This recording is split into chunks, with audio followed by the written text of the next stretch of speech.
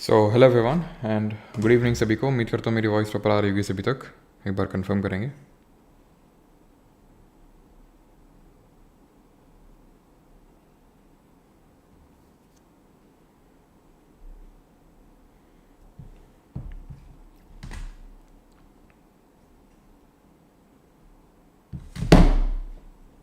उम्मीद करता हूँ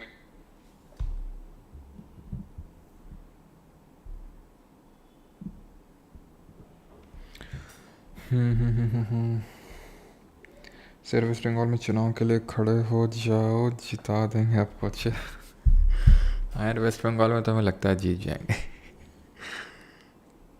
झक्का सर, ओके ठीक। तो स्टार्ट किया जाए फिर। Good evening. चलो तो स्टार्ट करें। तो ये है हमारा पहले तो रिवीजन टाइम। जल्दी से बताइए, सारे क्वेश्चन के आंसर दीजिए बारी बारी करके।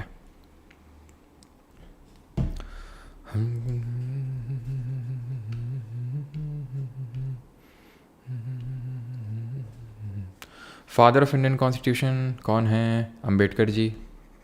ठीक है, आसान सा जवाब या फिर आसान सा सवाल। Who was the viceroy when the royal commission on civil services was formed in 1912? 1912 में royal commission on civil services तो हार्डिंगे दी सेकेंड। याद आया आपको? याद आया कि नहीं आया? 1911 में दिल्ली दरबार ऑर्गेनाइज किया गया था, उसी टाइम की बात हो रही है। बेरिंग स्ट्रेट, ये स्ट्रेंट नहीं होगी, स्ट्रेट होगी। जल डमरू का मध्य होता है ये बेरिंग स्ट्रेट। किसको सेपरेट करता है? कनेक्ट। अच्छा, सेपरेट तो लैंड मासेस को करता है, कनेक्ट किसको करता है? वाटर बॉडीज़ को कनेक्ट करने का काम करता है। तो ये कौन सी वाटर बॉडीज़ हैं? एक तो आर्कटिक ओशन है और दूसरी पैसिफिक यानी कि प्रशांत महासागर है। अब यहाँ पे आप बाकी वाली भी रिकॉल कर सकते हैं, कौन कौन सी।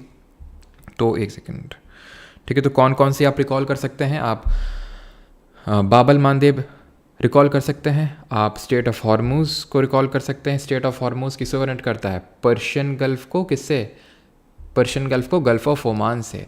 और रेड सी को गल्फ ऑफ एडन से कौन कनेक्ट करता है? बाबल मानदेव कनेक्ट करता है। सुएज कैनाल किसको कनेक्ट करता है? रेड सी को मेडिटेरेनियन सी से कनेक्ट करता है। तो ये सारी चीज़ें दिमाग में आपकी चलनी चाहिए। स्टेट ऑफ मलक्का अंडमान सी को आपका साउथ चाइना सी से कनेक्ट करता है। फिर अगर हम बात करें पाक स्टेट, तो आप जानते ही हैं बे ऑफ बंगाल को आपका जो अरेबियन सी है उससे कनेक्ट करता है। तो ये सारे हमारे स्टेट्स हैं, ठीक है। और कर्च स्टेट किसको कनेक्ट करता है? कर्च, KERCH। ब्लैक सी को सी ऑफ अजोव से कनेक्ट करता है। ये मैंने आपको पढ़ाया था कि नहीं? क्योंकि ये तो बहुत ही ज़्यादा इंपॉर्टेंट है, क्योंकि न्यूज़ में ये जो क्रीमिया रीजन है जिसपे कि यूक्रेन का रीजन है, रशिया ने कब्जा कर रखा है। तो कर्च स्टेट जो है ये किसको कनेक्ट करता है? ब्लैक सी को सी ऑफ अजोव से, ठीक है। सी ऑफ अजोव से इसको कनेक्ट करता है ना। बाकी जिब्राल्टार किसको इससे कनेक्ट करता है, जरा बताइए। जिब्राल्टार, चलिए। तो वॉज द फाउंडर ऑफ क्या है ये? विशिष्ट अद्वैत फिलॉसफी। तो विशिष्ट अद्वैत, अब मैंने बहुत सारी आपको फिलॉसफी बताई थी। सबसे पहले तो जो द्वैत फिलॉसफी, क्लोज टू 1 मिलियन, बिल्कुल सही है, क्लोज। तो द्वैत फिलॉसफी मैंने आपको बताई थी शंकराचार्य, जिसको हम फिलॉसफी ऑफ डुअलिज्म बोलते हैं। ये विशिष्ट अद्वैत है जिसको कि रामानुजाचार्य, ठीक है, रामानुजाचार्य वर्धमान महावीर के नाम से जानते हैं। वर्धमान महावीर 30 साल की उम्र में घर छोड़ा था, किसके साथ? मखाली गौसल के साथ, लेकिन उन्होंने आजीविका सेक्ट बना लिया था। फादर का नाम इनका वही था जो गौतम बुद्ध के बचपन का नाम था, दैट इज सिद्धार्थ। माता का नाम त्रिशला था, वाइफ का नाम यशोदा था, बेटी का नाम अनंजा प्रियदर्शनी था। और उनके इनका जो पहला डिसाइपल था वो इनका दामाद ही था जिसका नाम जमाली था, है ना। इन्होंने अगर बात करें लॉर्ड महावीर जी ने, तो इनका सिंबल क्या है? तो इनका सिंबल बताइए ज़्यादा, लायन है, ठीक है। और बुल किसका है? जो पहले हमारे तीर्थंकर थे, ऋषभदेव। 23rd जो थे पार्श्वनाथ, उनका सरपेंट यानी सांप था। Who wrote the great literary work Mricchakatika? तो मृच्छकटिका किसने लिखी? शूद्रक ने, ठीक है, शूद्रक ने लिखी। और जरा बताइए कि जो गीत गोविंद है, गीत गोविंद, इन ये राइटिंग, ठीक है। और विच इज़ दी 29 स्टेट? तो आपको पता है 2 जून 2014 को तेलंगाना। और गीत गोविंद किसने लिखी? जयदेव उनादकट ने, नहीं, सिर्फ जयदेव ने, ठीक है। और जिब्राल्टार की जब हम बात करते हैं तो मेडिटेरेनियन सी भूमध्य सागर को कनेक्ट करता है अटलांटिक ओशन से, अटलांटिक महासागर से, ठीक है। चलिए स्टार्ट करें, फिर आगे बढ़ें, मतलब आज का लेक्चर स्टार्ट करते हैं। पहला क्वेश्चन है, बहुत आसान सा बेसिक सा क्वेश्चन है। How many members are there in the Rajya Sabha? Rajya Sabha में कितने सदस्य होते हैं? बहुत ही बेसिक सा क्वेश्चन है। ये चीज़ आई थिंक हम लोग कर चुके हैं, तो काफ़ी चीज़ अब रिपीट होने लगेंगे धीरे धीरे, ठीक है। लेकिन हम जितना रेपिटेशन करेंगे उतनी ही चीज़ें हमारे दिमाग में सेटल डाउन होंगी। तो राज्यसभा की अगर हम बात करें तो सबसे पहली बात तो आपको ये पता होना चाहिए, आर्टिकल नंबर 79 अनुच्छेद नंबर 79, 79 बात करता है पार्लियामेंट की। लोकसभा आता है, राज्यसभा आता है और ये प्रेसिडेंट, यानी प्रेसिडेंट, राज्यसभा और लोकसभा, दीज थ्री थिंग्स और these three parts constitute the parliament of India, ठीक है। राज्यसभा की अगर हम पहले बात तो अगर पार्लियामेंट की ही बात कर लें इन जनरल, देश की संसद, तो ये किस आर्टिकल में है पार्लियामेंट, ये आपका आर्टिकल नंबर 79 में आता है। राज्यसभा आता है आर्टिकल नंबर 80 में और लोकसभा आता है आर्टिकल नंबर 81 में। ये चीज़ क्लियर। कमेंट में ज़रा बताइए इनकी पहली सिटिंग कब हुई थी। ये मैं आपको बता चुका हूँ इनकी पहली सिटिंग कब हुई थी, ये बताना है। इसको परमानेंट हाउस के नाम से जानते हैं, इसको काउंसिल ऑफ स्टेट के नाम से जानते हैं, इसको अपर हाउस के नाम से जानते हैं, लोकसभा को हाउस ऑफ पीपल के नाम से जानते हैं या फिर लोअर हाउस के नाम से जानते हैं। ये चीज़ हमने पढ़ी थी। हमने और क्या पढ़ा था कि लोकसभा का जो टेन्योर है वो मैक्सिमम 5 साल का होता है, चाहे मेंबर्स की बात करूं या फिर पूरे हाउस की बात करूं, मैक्सिमम 5 साल है। इससे ज़्यादा सिर्फ एक ही केस होता है, इससे ज़्यादा अगर एक्सटेंड होना है तो वो सिर्फ एक ही केस होता है जिसमें एक्सटेंड हो सकता है, उसको हम बोलते हैं नेशनल इमरजेंसी, राष्ट्रीय आपातकाल। 1952 तो है, लेकिन अगर आप एग्जैक्ट डेट बता पाएँ तो ज़्यादा सही रहेगा। एग्जैक्ट डेट मैंने आपको बताई थी 13 मई 1952, ठीक है, पहली सिटिंग। लेकिन अगर लोकसभा के कॉन्स्टिट्यूशन की बात आ जाए कब कॉन्स्टिट्यूट हुआ था, तो 17 अप्रैल 1952। तो नेशनल इमरजेंसी अगर लगी होगी, यानी कि देश में अगर राष्ट्रीय आपातकाल लगा होगा, तो इस केस में 1 साल के लिए, 1 ईयर के लिए टेन्योर एक्सटेंड किया जा सकता है लोकसभा का, 1 ईयर एट अ टाइम, ठीक। और लिमिट तो मतलब मिनिमम तो कुछ है ही नहीं, 13 दिन में भी सरकार गिरी है, ठीक है, अटल बिहारी वाजपेयी जी की, तो वो फिर उसमें कोई लिमिट नहीं है। राज्यसभा की अगर हम बात करें तो इसमें मेंबर्स का जो टर्म होता है वो 6 साल का होता है, मेंबर्स का। हाउस का कोई टर्म नहीं होता है, तभी तो इसको हम परमानेंट हाउस बोलते हैं। क्यों? क्योंकि इसके 1/3 जो मेंबर्स हैं वो हर 2 साल में रिटायर होते रहते हैं। तो ये मत सोचना कि मेंबर्स का टर्म 2 साल होगा, नहीं, ठीक है। जैसे मान लो ये है एक 1/3, ये 1/3 और ये 1/3, यानी 1 हो गया पूरा। तो ये वाला जो 1/3 है ये अब 2, 2, 4, 2, 6 साल के बाद रिटायर होगा। फिर ये 2, यहाँ पे एक 1/3 आएगा, 2, 2, 4, 2, 6, इस तरह से, मतलब आप समझ पा रहे होंगे। तो 6 साल का पूरा वो टर्म बनता है। और president is an integral part of parliament, क्योंकि उसके एसेंट के बिना कोई बिल एक्ट नहीं बन सकता है। और ये चीज़ भी आई थिंक हम लोगों ने देखी है कि काउंसिल ऑफ स्टेट यानी राज्यसभा की अगर हम बात करते हैं तो 250 से ज़्यादा मेंबर नहीं हो सकते हैं, जिसमें 238 दैट इज़ 238 निर्वाचित यानी इलेक्टेड होते हैं और 12 नामित यानी नॉमिनेटेड होते हैं। प्रेसिडेंट करता है, किस फील्ड में करता है ये बताएंगे। तो स्टेट और यूटी से इलेक्ट होकर आते हैं, क्लियर है। अच्छा, राज्यसभा में अनइक्वल रिप्रेजेंटेशन है इंडिया में। जैसे कि उदाहरण के तौर पे सबसे ज़्यादा जो सीट निकल के आती हैं वो 31 सीट उत्तर प्रदेश से हैं। वहीं सिक्किम जैसे राज्य की अगर बात कर लें तो मात्र 1 सीट निकल के आती है। इसको unequal representation in upper house बोलते हैं। वहीं अगर हम यूएस जैसी कंट्रीज का देख लें, यूनाइटेड स्टेट्स ऑफ अमेरिका में, तो वहाँ पे बिल्कुल इक्वल रिप्रेजेंटेशन है इन दी अपर हाउस। क्यों? क्योंकि वहाँ पे हर एक स्टेट से 2-2 सीट्स निकल के आती हैं। तो वहाँ पे इसलिए हम बोलते हैं कि वहाँ पे इक्वल रिप्रेजेंटेशन है, ठीक है, ये चीज़ क्लियर। 12 जो नॉमिनेट होते हैं इसको हमने याद किया था लिसैस, लिटरेचर, साइंस, आर्ट और सोशल सर्विस। इसको लिटरेचर को बोलेंगे साहित्य, विज्ञान, कला और समाज, क्या बोलेंगे, समाज सेवा, ठीक है। तो इन क्षेत्र में नॉमिनेट किया जाता है बाई प्रेसिडेंट 12 मेंबर्स को। क्या नॉमिनेटेड मेंबर प्रेसिडेंट के इलेक्शन में हिस्सा लेते हैं या फिर नहीं लेते हैं, और इम्पीचमेंट में लेते हैं फिर नहीं लेते हैं, ये आपको कमेंट में बताना है, ठीक है। ये चीज़ यहाँ पे हमारी क्लियर हो गई। लोकसभा की अगर बात करें और अभी क्या स्ट्रेंथ चल रही है, 245, 245 चल रही है। राज्यसभा का जो चेयरमैन होता है वो कौन होता है? Vice president of India is the x official chairman of Rajya Sabha. ये कौन से 2 आर्टिकल्स बोलते हैं? लोकसभा की अगर बात करें तो अधिकतम 543 कर लो यहाँ पे, ठीक है, 543, क्योंकि पहले होते थे, लेकिन अभी क्या है कि नॉमिनेटेड वाले जो 2 एंग्लो इंडियंस का नॉमिनेशन होता था, पहले यहाँ पे भी नॉमिनेटेड मेंबर होते थे, 2 मेंबर्स को प्रेसिडेंट एंग्लो इंडियन कम्युनिटी से नॉमिनेट किया करता था, लेकिन इस चीज़ को ख़त्म कर दिया गया 104th अमेंडमेंट से। SC/ST के जो रिजर्वेशन उसको तो एक्सटेंड कर दिया गया, लेकिन एंग्लो इंडियंस का नॉमिनेशन ख़त्म कर दिया गया। इसमें से अगर हम बात करें तो कि ये मैक्सिमम लिखा है 250 मेंबर्स, तो यहाँ पे अगर हम मैक्सिमम लिखेंगे ना तो 5 50 आएगा अगर मैक्सिमम की बात कर रहे हैं तो। वैसे 5 मुझे लगा कि यहाँ पे लिखा है करंट मेंबरशिप कितनी है, तो करंट तो 543 है, मैक्सिमम 550 आ सकते हैं, जिसमें 530 आएंगे आपके स्टेट से और जो बाकी 20 आएंगे वो यूटी से आएंगे। तो इसको कुछ ऐसे कर लीजिए, उसको मत देखिए जो यहाँ पे लिखा हुआ 530 आपके राज्य से आएंगे और 20 आपके केंद्र शासित प्रदेशों से आएंगे। क्लियर। चेयरमैन ये हमें कौन सा आर्टिकल से पता चलता है, आर्टिकल नंबर 64 और 89, दो आर्टिकल से पता चलता है कि vice president is the ex officio chairman of Rajya Sabha, यानी कि जो देश का उपराष्ट्रपति होता है वो राज्यसभा का पदेन सभापति होता है। तो यहाँ पे जो सही आंसर होगा, how many members are there in the Rajya Sabha, या फिर कैन भी, अब यहाँ पे क्या लिखा हुआ है राज्यसभा में कितने सदस्य होते हैं, तो मैक्सिमम 250 हो सकते हैं, ऑप्शन नंबर सी। ठीक।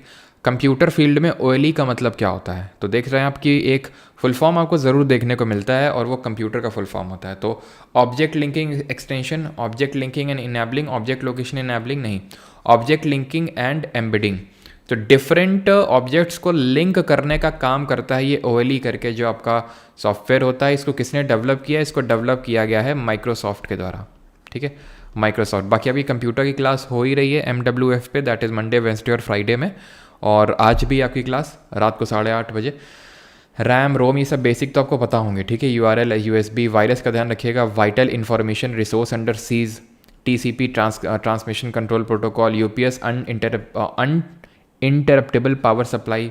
ठीक है, SATA, SMPS, CD, DVD, CRT एक बार देख लीजिएगा बिकॉज इंपॉर्टेंट, नहीं होगा तो एक PDF ही मैं डलवा दूंगा जहाँ पे सारे एब्रीवेशन हमारे लिखे होंगे। Third, who devised the policy of doctrine of lapse, की जो नीति है वो किसने बनाई थी, कॉर्नवालिस, बेंटिक, डलहौजी या फिर कैनिंग। डॉक्ट्रिन ऑफ लैप्स, तो ये जो नीति बनी थी वो 1848 में बनी थी। इसके तहत क्या हुआ था, ये मैंने आपको बताया था 1857 का जब रिवोल्ट पढ़ाया था तो वहाँ पे मैंने बताया था कि किस तरह से it was one of the causes of the 1857 revolt. वो किंगडम्स जहाँ पे कोई रूलर का मेल सक्सेसर नहीं है, यानी कि उसका बेटा नहीं है, और अगर है भी तो वो अडॉप्टेड है, तो उस केस में वो जो पूरा किंगडम है वो ब्रिटिशर्स के हाथ में चला जाएगा। ऐसी नीति डलहौजी लेके आया था, और डलहौजी और भी बहुत सारी चीज़ें इसने करी थी, लेकिन डॉक्ट्रिन ऑफ लैप्स इसी नीति की वजह से नाना साहेब ने कानपुर से, रानी लक्ष्मीबाई ने फ्रॉम झांसी और बेगम हजरत महल ने फ्रॉम लखनऊ इसमें पार्टिसिपेट किया था डलहौजी के टाइम पे। और क्या क्या हुआ था, तो जो पहली ट्रेन है, फर्स्ट ट्रेन बॉम्बे से लेके थाने के बीच में वो चली थी। जरा बताएंगे ये लेंथ कितनी थी, अभी इस पर भी रेलवे में एक बार क्वेश्चन बन चुका है कि इसकी टोटल किलोमीटर्स में लेंथ कितनी थी, बॉम्बे से जो थाने ये पहली ट्रेन चली। डलहौजी के टाइम पे ही आपका जो वुड्स डिस्पैच है 1854 में ये आया था। वुड्स डिस्पैच की जब हम बात करते हैं तो इसको Magna carta of Indian education, ठीक है, Magna carta of Indian education के नाम से जानते हैं।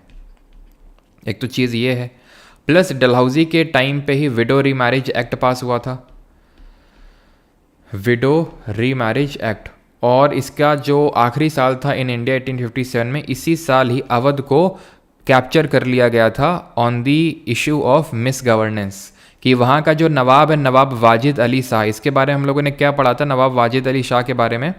नवाब वाजिद अली शाह के बारे में ये कहा गया था कि his soul left his body, ऐसा बोला गया था। ठीक है, तो क्यों, क्योंकि अवध इसे छीन लिया गया था मिस गवर्नेंस के रूल में, और अवध के बारे में डलहौजी ने बोला था कि cherry which is just to be dropped in the mouth of the britishers. ठीक है, तो विडो रीमैरिज एक्ट भी 1856 में पास हुआ था।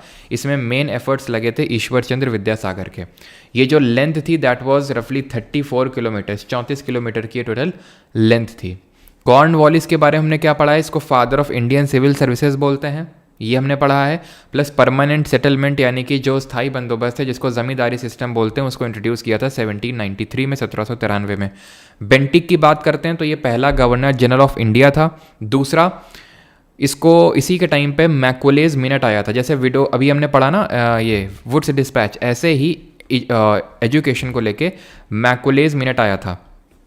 थॉमस बैबिंगटन मैकुले जो पहला हमारा देश का लॉ कमीशन बना था, उसका चेयरमैन भी था, इसके चेयरमैनशिप में ये बनाया गया था, और इसने इंग्लिश एजुकेशन को प्रमोट करने की बात कही थी सारे लेवल्स पे कि इंग्लिश एजुकेशन को प्रमोट करो, और इसने डाउनवर्ड फिल्ट्रेशन थ्योरी थी कि भाई अमीर इंडियंस को पढ़ाओ और वो अपने आप नीचे वालों को पढ़ा देंगे। तो डाउनवर्ड फिल्ट्रेशन थ्योरी का जो कॉन्सेप्ट है ये इसी ने रखा था। और विलियम बेंटिक की अगर हम बात करें तो इसने जो है सर्किट कोर्ट्स को एबॉलिश करने का काम किया था, सर्किट कोर्ट्स एबॉलिश किए थे, प्लस इसने ठगी जो सिस्टम है, ठगी प्रथा जो चल रही थी, उसको भी ख़त्म किया था बेंटिक ने। और बेंटिक के टाइम पे ही सती प्रथा भी इंडिया से ख़त्म हुई थी। 1829 में सती को अबॉलिश किया गया था, लेकिन इसमें मेन एफर्ट किसके थे? राजा राम मोहन राय जी के थे। और कैनिंग के बारे में क्या पढ़ते हैं? तो कैनिंग के बारे में ये पढ़ते हैं कि जो 1857 का रिवोल्ट हुआ था वो इसी के टाइम पे हुआ था।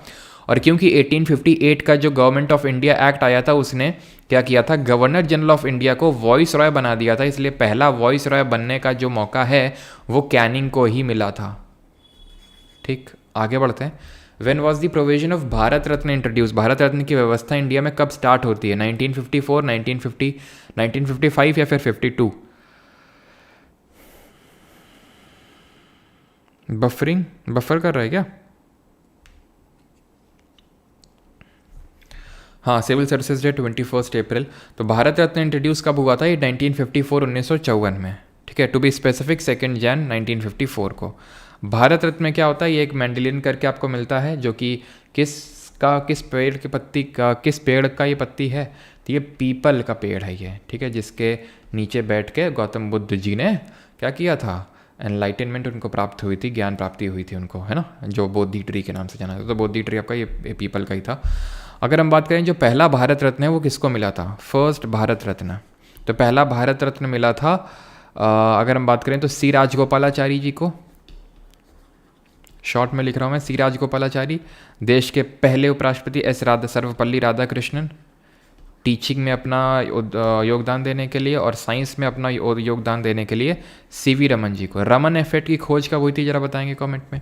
पहला ऐसा कौन नॉन इंडियन था जिसको कि भारत रत्न मिला हो? तो ये खान अब्दुल गफ्फार खान, जिनको कि फ्रंटियर गांधी यानी कि सीमांत गांधी के नाम से जानते हैं। खान अब्दुल गफ्फार खान, सीमांत गांधी या फिर फ्रंटियर गांधी के नाम से जानते हैं इनको।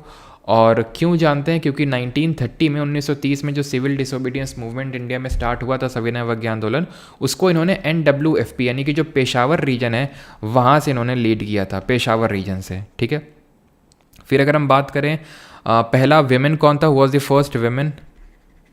फर्स्ट विमेन कौन थी जिनको कि ये मिला? She was Bharat Ratna Indira Gandhi. पहले कौन थे जिनको पोस्थुमसली मिला? पोस्थुमसली का मतलब है मृत्यु के बाद मिला, पोस्थुमसली। तो ये मिला लाल बहादुर शास्त्री जी। और लाल बहादुर शास्त्री जी के समाधि स्थल को क्या बोलते हैं? रमन इफेक्ट की खोज हुई थी 1920 में। ठीक है, रमन इफेक्ट की। LBS जी के लाल बहादुर शास्त्री जी का जो समाधि स्थल है उसको विजय घाट बोलते हैं। राजघाट किसका है? ये महात्मा गांधी का है। तो option number A will be the correct answer. और अभी जो रिसेंट में मिला है आपको पता है 2024 वाला कितने लोगों को मिला है? 5 लोगों को मिला है। एक तो father of green revolution in India MS Swaminathan, PV Narasimha Rao जिनके टाइम पे LPG रिफॉर्म्स इंडिया में आए थे 1991 में, लाल कृष्ण अडवाणी, और बिहार के पूर्व CM कर्पूरी ठाकुर और चौधरी चरण सिंह। तो इन 5 लोगों को मिला है इस बार का Bharat Ratna. Which of the following is the classical dance form of erstwhile Andhra Pradesh? निम्नलिखित में से कौन सा तत्कालीन आंध्र प्रदेश का शास्त्रीय नृत्य रूप है? कथकली, कथक, भरतनाट्यम या फिर कुचिपुड़ी? तो कथकली हो गया आपका, ये तो केरल का है। कथकली और मोहिनीअट्टम 2 आपके केरल हैं। देखिए जितने भी हमारे क्लासिकल डांस है, पहली बात तो कितने क्लासिकल डांस है? 8 हैं। कहीं कहीं हो सकता है 9 देखने को मिले, लेकिन 8 क्लासिकल डांसेज हैं इंडिया में जिनको कि रिकॉग्नाइज करती है संगीत नाटक अकेडमी। संगीत नाटक अकेडमी जो रिकॉग्नाइज करती है वो 8 हैं। कौन कौन से 8 हैं टोटल? ये तो 4 तो यही लिखे हुए हैं। कथकली केरल का है, कथक यूपी का है, भरतनाट्यम तमिलनाडु का है और कुचिपुड़ी जो है वो आंध्र प्रदेश का है। तो 4 ये हो गए आपके। बाकी कौन से हैं? 5वें की अगर बात करेंगे तो मोहिनीअट्टम, ये भी केरल का है, यानी केरल से 2 हैं आपके क्लासिकल डांसेस। ये it is the only state जहाँ से 2 आपको देखने को मिलेंगे। बाकी आपका अगर हम बात करें तो मणिपुरी, और 7th है आपका मोहिनीअट्टम हो गया, मणिपुरी हो गया। 8th आपका 8 तो सत्तरिया होगा, लेकिन कौन सा? कथकली हो गया केरल का, यूपी का हो गया कथक, भरतनाट्यम तमिलनाडु का हो गया, आंध्र प्रदेश, अच्छा ठीक है, ओडिसी हो जाएगा आपका। ठीक है, और सत्तरिया को मैंने लास्ट में ही क्यों लिखा? क्योंकि लास्ट में ही इंक्लूड किया गया था इसको सन 2000 में। इन द ईयर 2000 इसको क्लासिकल डांस का दर्जा मिला था। ये चीज़ समझ में आई? जितने भी हमारे ये 8 क्लासिकल डांसेस हो गए, कहीं कहीं 9 क्यों मिलेंगे? क्योंकि एक एक्स्ट्रा है छऊ जिसको बोलते हैं। ये ईस्ट इंडिया में इसको परफॉर्म किया जाता है, लेकिन इसको संगीत नाटक अकेडमी रिकॉग्नाइज नहीं करती है एज ए क्लासिकल डांस। तो फिर कौन करता है? मिनिस्ट्री ऑफ कल्चर जो है इसको रिकॉग्नाइज करती है, छऊ को। ठीक है, छऊ को वैसे 3 फॉर्म में सेलिब्रेट किया जाता है, इस चीज़ को ध्यान रखेंगे। ईस्ट इंडिया का ये एक तरह का फोक डांस आप बोल लो, क्लासिकल डांस बोल लो, बिकॉज क्लासिकल तो, लेकिन हाँ अगर आपसे पूछ लेगा, नहीं लिखेगा संगीत नाटक अकेडमी या फिर मिनिस्ट्री ऑफ कल्चर, तो क्या मारेंगे 8 या 9? तो 8। ठीक है, तो आपके 3 फॉर्म में इसको सेलिब्रेट किया जाता है। एक तो सराईकेला छऊ है, पुरुलिया छऊ है और मयूरभंज छऊ है। ये 3 फॉर्म में इसको सेलिब्रेट किया जाता है। मयूरभंज, सराईकेला, सराईकेला झारखंड, पुरुलिया वेस्ट बंगाल और मयूरभंज कहाँ पे? उड़ीसा में। ये चीज़ ध्यान रखेंगे। प्लस जितने भी हमारे क्लासिकल डांसेज हैं, जैसे कि ये कुचिपुड़ी है, तो जितने भी हमारे मोस्टली क्लासिकल डांसेज हैं उनको नाट्य शास्त्र में मेंशन्ड है। ये कहाँ मेंशन्ड है? नाट्य शास्त्र में। ये जो नाट्य शास्त्र है इसको हम 5th वेद के नाम से जानते हैं, पंचवेद, 5th वेद के नाम से जानते हैं। इसमें मेंशन्ड है। और इसको किसने कंपोज किया था? इसको भरत मुनि जी ने कंपोज किया था। भरत मुनि जी ने कंपोज किया था। नाट्यशास्त्र को 5th वेद बोलते हैं। ये चीज़ ध्यान रखनी है आपको। और ये चीज़ ध्यान रखनी है कि जो जितने भी हमारे क्लासिकल डांसेस होते हैं उनमें 2 चीज़ें आपको देखने को मिलती हैं, एक लास्य स्टाइल और एक दूसरी तांडव स्टाइल। लास्य और तांडव। जो लास्य स्टाइल होती है ये सॉफ्ट नेचर को या फिर फेमिनाइन नेचर को दिखाती है, फेमिनाइन नेचर को। जो तांडव होता है, जैसे ये थोड़ा सा फेमिनाइन नेचर को दिखाया जा रहा है यहाँ पे, तो लास्य है। तांडव जो होता है और ये थोड़ा एग्रेसिव नेचर का होता है, एग्रेसिव नेचर का होता है। और इसका ये जो है मैस्कुलिन एस्पेक्ट को दिखाता है, या फिर शिव जी को दर्शाने का काम इससे किया जाता है, और इसको माता पार्वती से। इतनी चीज़ क्लियर। कुचिपुड़ी की जब हम बात करते हैं, जो इसका सही आंसर होगा, तो इसके फादर या फिर इसके गॉड किसको बोला जाता है? तो ये बोला जाता है सिद्धेंद्र योगी को। सिद्धेंद्र योगी को बोला जाता है, या गॉड बोल लो या फिर फादर ऑफ कुचिपुड़ी। क्लियर है? तो अभी के लिए इतनी चीज़ें याद करते हैं, बाकी धीरे धीरे जो एक्सपोनेंट वगैरह हैं वो भी हम यहाँ पे याद करेंगे। ठीक है, बाकी आप देख सकते हैं, ये तो इसमें तो फोक डांसेस मोस्टली लिखे हुए हैं। ठीक है, क्लासिकल डांस भी, फोक डांस भी, बट फोक डांस तो वैसे हम कर ही चुके हैं। बिहू कर चुके हैं। बिहू कितने फॉर्म में होता है? 3 फॉर्म में होता है। अभी रील भी मैंने डाली थी इस पर। एक तो सबसे पहले तो माघ बिहू होता है, देन बोहाग बिहू जिसको रंगाली बिहू बोलते हैं, और एक होता है काटी बिहू जिसको कंगाली बिहू बोलते हैं। तो माघ बिहू होता है जनवरी के महीने में, बोहाग बिहू होता है आपके चैत्र के महीने में, वही आप अप्रैल मान लीजिए, और काटी बिहू होता है अक्टूबर नवंबर के टाइम पे। ठीक है, आगे बढ़ते हैं। Around which year did the construction of Taj Mahal began? बाकी तो आप देख ही सकते हैं, जैसे घूमर हो गया, भवई हो गया। भवई आपका गुजरात में भी होता है। घूमर की जब हम बात करते हैं तो इसको जो भील ट्राइब है वो परफॉर्म करती है। गरबा हो गया, डांडिया हो गया। डांडिया जो है वो दुर्गा माता और महिषासुर के बीच की मॉक फाइट को दर्शाता है। लावनी और डिंडी महाराष्ट्र के बहुत सारे फोक डांस है महाराष्ट्र में देखेंगे। लावनी हो गया, लेजिम हो गया, गफा हो गया, मौनी हो गया, ठीक है, कोली हो गया, पावडाव हो गया। ये सब कहाँ के हैं? महाराष्ट्र के। ठीक है। Around which year did construction of Taj Mahal का बनना कब स्टार्ट हुआ था? तो आपको पता है ताजमहल को किसने बनवाया था? शाहजहाँ ने अपनी वाइफ मुमताज़ के लिए। क्यों बनवाया था? क्योंकि इसकी डेथ हो गई थी। और डेथ कब हुई थी? जब डेथ हुई थी उसी के अगले साल इसने कंस्ट्रक्शन शुरू कर दिया था। तो 1631 में डेथ हुई थी, 1632 में कंस्ट्रक्शन को स्टार्ट कर दिया गया था, और ये कंस्ट्रक्शन चला था 1648 तक, 1648 तक इसका पूरा कंस्ट्रक्शन चला था। शाहजहाँ की अगर बात करें तो इसने और क्या क्या बनवाया था? इसका रूल बताइए, इसका रूल कब से कब तक रहा था? तो इसने मोती मस्जिद बनवाई थी। अब मोती मस्जिद एक नहीं 3 बनी है। ठीक है, तो आपको पता होना चाहिए मोती मस्जिद कौन सी वाली कहाँ किसने बनवाई। तो अगर हम मोती मस्जिद आगरा वाली बात करते हैं तो वो शाहजहाँ ने बनवाई थी। ठीक है, शाहजहाँ ने बनवाई थी मोती मस्जिद। कहाँ की? आगरा की, आगरा वाली। और यहाँ पे मैं आपसे पूछता हूँ लाहौर वाली किसने बनवाई थी? ठीक है, लाहौर वाली और दिल्ली वाली।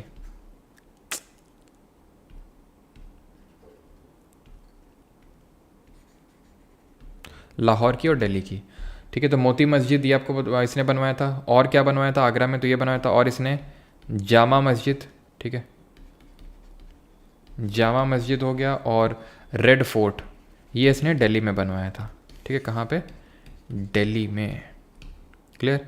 और अगर बात करें लाहौर में, तो लाहौर में जहांगीर ने, और दिल्ली में किसने बनवाया था? ये बनवाया था औरंगज़ेब ने, ये बनवाया था औरंगज़ेब ने।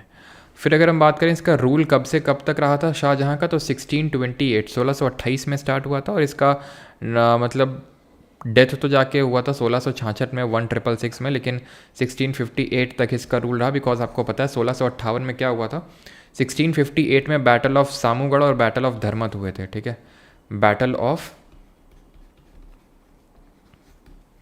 सामूगढ़ और धर्मत, जिसमें किसके बीच में हुए थे, तो ये वॉर ऑफ सक्सेशन था इसके बेटों के बीच में। तो मेनली ये था औरंगजेब वर्सेस दारा शिकोह, और जीत किसकी हुई थी, औरंगजेब की। इसलिए जो है यहाँ पे औरंगजेब ही थ्रोन पे आता है। लेकिन शाहजहाँ भी एसएससी में क्वेश्चन पूछ चुका है कि शाहजहाँ किसको चाहता था कि कौन थ्रोन पे बैठे उसके बाद, तो वो चाहता था कि उसका जो बड़ा बेटा है दैट इज़ जो दारा शिकोह है वो बैठे, है ना। लेकिन बैठा कौन, Aurangzeb. When was India's first satellite the Aryabhatta spacecraft launched, तो भारत का जो पहला उपग्रह है आर्यभट्ट, इसको कब लॉन्च किया गया था। ऑप्शंस आपके सामने, 10 जून 1979, 19 अप्रैल 1975, 19 जून 1981 या फिर 19 अप्रैल 1976। तो इसको लॉन्च किया गया था कब, 19 अप्रैल ऑफ 1975, और इसको लॉन्च किया गया था फ्रॉम रशिया। और रशिया का जो स्पेस व्हीकल था उससे लॉन्च किया गया था। इसका नाम मतलब जो रॉकेट था इसका नाम था कपुर्तिन यार। ये एक स्पेसक्राफ्ट था, रशियन स्पेसक्राफ्ट, जिससे इसको लॉन्च किया गया था, ठीक है, स्पेसक्राफ्ट। फिर अगर हम बात करें, क्या बात करें, जो हम लोग पढ़ चुके हैं पहले कि जो पहली कम्युनिकेशन सैटेलाइट है वो कौन सी थी और कहाँ से लॉन्च किया था, हमें ज़रा बताएंगे। पहली कम्युनिकेशन सैटेलाइट तो ये हमने पढ़ा था, ये एप्पल थी। APPLE what stands for what, APPLE stands for Ariane passenger payload experiment, ठीक है। तो ये एक पहली कम्युनिकेशन सैटेलाइट थी। इसको कब लॉन्च किया गया था, इसको लॉन्च किया गया था 19 जून 1981 में, 1981 में। कहाँ से, फ्रेंच गियाना से लॉन्च किया गया था। तानसेन के गुरु का नाम क्या है, रविदास, हरिदास, तुकाराम या फिर आमिर खुसरो। तो तानसेन जी की अगर बात करें तो तानसेन जो है इनका ओरिजिनल नेम क्या था, ओरिजिनल नेम इनका क्या था, तो ओरिजिनल नेम था इनका रामतनु पांडे। ये जो तानसेन का टाइटल है ये दिया था किसने, ये दिया था अकबर ने। अकबर के नवरत्नों में से एक थे, लेकिन ऐसा नहीं कि अकबर के कोर्ट में हमेशा रहे, ये तो बहुत ही अपने लेटर पार्ट ऑफ लाइफ में अकबर के पास गए थे। पहले तो ये जो राजा रामचंद्र सिंह थे ग्वालियर के, राजा रामचंद्र सिंह ऑफ ग्वालियर, उनके कोर्ट में ये थे, जो तोमर डायनेस्टी के रूलर थे इन दी ग्वालियर, ठीक है, उनके कोर्ट में थे। देन अकबर ने इनको इनवाइट किया था, तो फिर ये वहाँ पे गए थे। तानसेन की अगर बात करें तो इन्होंने काफ़ी ध्रुपद कंपोज किए थे इंडियन गॉड और गॉडेसेस के लिए। ये बिलोंग कहाँ से करते थे, किस घराने से थे ये, तो ये रीवा घराने से थे, रीवा या फिर ग्वालियर घराना, कुछ भी ऑप्शन में आ सकता है। कौन सा म्यूजिकल इंस्ट्रूमेंट बजाते थे आपको बताना जल्दी से, तो हरिदास इनके गुरु का नाम था, option number B.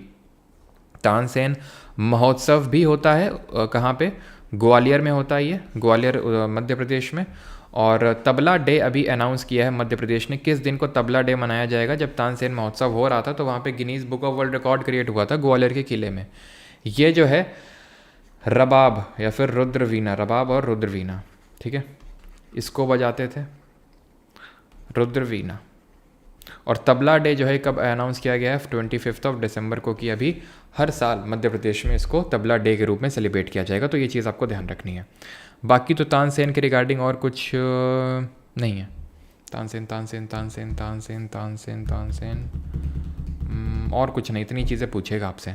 Aamir Khusro की बात करें तो इसने कव्वाली कंपोज की थी, ये अलाउद्दीन खिलजी के कोर्ट में था, ये अलाउद्दीन खिलजी, ठीक है। तूते हिंद का टाइटल दिया था अलाउद्दीन ने इसको, और इसने सिकंदर सैनी का या फिर सिकंदर आज़म का इसने टाइटल दिया था, आमिर खुसरो ने अलाउद्दीन को। और बाकी तो मैंने आपको बता दिया कव्वाली इसने कंपोज करी थी, बाकी तो और कुछ ऐसा इंपॉर्टेंट नहीं है। थर्ड स्टेज क्या होती है, जो बटरफ्लाई। अब आप में से कितने लोगों को, सही सही बताना, झूठ मत बोलना, शाम का टाइम है, पाप लगता है, ठीक है, तो सही सही बताना जो भी मैं बताने जा रहा हूँ। कितने लोगों को ये पहले से पता था कि एक जो बटरफ्लाई होती है वो पहले एग होती है, अंडा तो वो तो ठीक है पता होगा। कितने लोगों को पता था कि ये मतलब जैसे ऐसा नहीं कि जैसे अंडा फूटता है और ये सीधे बटरफ्लाई निकल आती है, पहले ये लार्वा सा होता है, जो आप कीड़ा समझते होगे, इस तरह का कीड़ा होता है ये। फिर ये जो है थोड़ा सा ऐसा फूलता है ऐसे, ठीक है, ठीक है, जिसको प्यूपा बोलते हैं। ये लार्वा को कैटरपिलर, ये प्यूपा, ठीक है, जिसको क्राइसालिस, और देन ये अडल्ट बन के बटरफ्लाई बनती है। अगर इस प्रोसेस से ज़रा सा भी छेड़छाड़ की गई, जैसे कि अंडा अपने आप से फोड़ा गया या फिर अपने आप से इसकी हेल्प कर दी गई, तो ये बटरफ्लाई कभी बनती ही नहीं है। ये एक्चुअली पता नहीं है मुझे रियलिटी में कि ये एक मोटिवेट करने के लिए स्टोरी बताई जाती है, फिर रियलिटी में है कि एक साइंटिस्ट थे, उन्होंने, शायद रियल ही होगी, एक साइंटिस्ट थे, उन्होंने मतलब इस प्रोसेस को ईज़ किया। उन्होंने देखा कि ये जो पूरा प्रोसेस, इसमें एक बटरफ्लाई को बटरफ्लाई बनने में कितना ज़्यादा मतलब दिक्कत होती है, बहुत ज़्यादा उसको पेन होता है। I knew it before, okay. इतने भी गधे नहीं हैं सर, नहीं नहीं, पूछ लिया यार मुझे, भाई तुम मेरे स्टूडेंट हो, इतने गधे थोड़ी ना होगे। बस अच्छा, पता है, ठीक है ठीक है ठीक है, पता होगा भाई, हाँ सच बोल रहे हो, हम तो ऐसे ही बोल रहे थे। तो उन्होंने देखा कि काफ़ी उसको स्ट्रगल हो रहा है, काफ़ी ज़्यादा उसको स्ट्रगल करना पड़ रहा है, तो उन्होंने इसके प्रोसेस को ईज़ करना चाहा, अपने आप से इसको जो कवच होता है उसको खोला, वो बटरफ्लाई मर गई, मतलब बनी नहीं ढंग से, मर गई वो। तो मतलब उस स्टोरी से मोटिवेट ये किया जाता है कि किस तरह से अगर आपको कोई बटरफ्लाई बनना है, अच्छा दिखना है, वो सारी चीज़ें, तो आपको वो स्ट्रगल फेज से जाना पड़ेगा। अगर आप उस स्ट्रगल फेज को अवॉइड करेंगे, आप वो निखर के कभी बन ही नहीं पाएंगे। तो जो स्ट्रगल आप कर रहे हैं, जो भी आप स्ट्रगल कर रहे हैं, वो आपको कहीं ना कहीं और तराश रहा है, आपको हीरा बना रहा है, तितली बना रहा है, तितली बन के तुम भी उड़ोगे फिर। तो आंसर क्या होगा? सबसे पहले तो एग था, देन वो लार्वा बना, देन वो पीपा, ऑप्शन नंबर सी, ठीक है। Egg, larva, pupa and then adult, that is butterfly. अगला है, who was the first surveyor general of India in 1815। 1815 में प्रथम महासर्वेक्षक कौन थे? कोलिन मैकेंजी थे, MC Setalvad, John Marshall, Alexander Cunningham. First surveyor general तो ये थे आपके Colin Mackenzie, option number A. MC Setalvad की अगर हम बात करेंगे तो ये पहले देश के अटॉर्नी जनरल थे, AG थे। ये ना सिर्फ पहले थे बल्कि लॉन्गेस्ट सर्विंग भी थे, और देश का जो पहला लॉ कमीशन बना था उसके चेयरमैन ये नहीं थे, थॉमस बेबिंगटन मैकुले थे।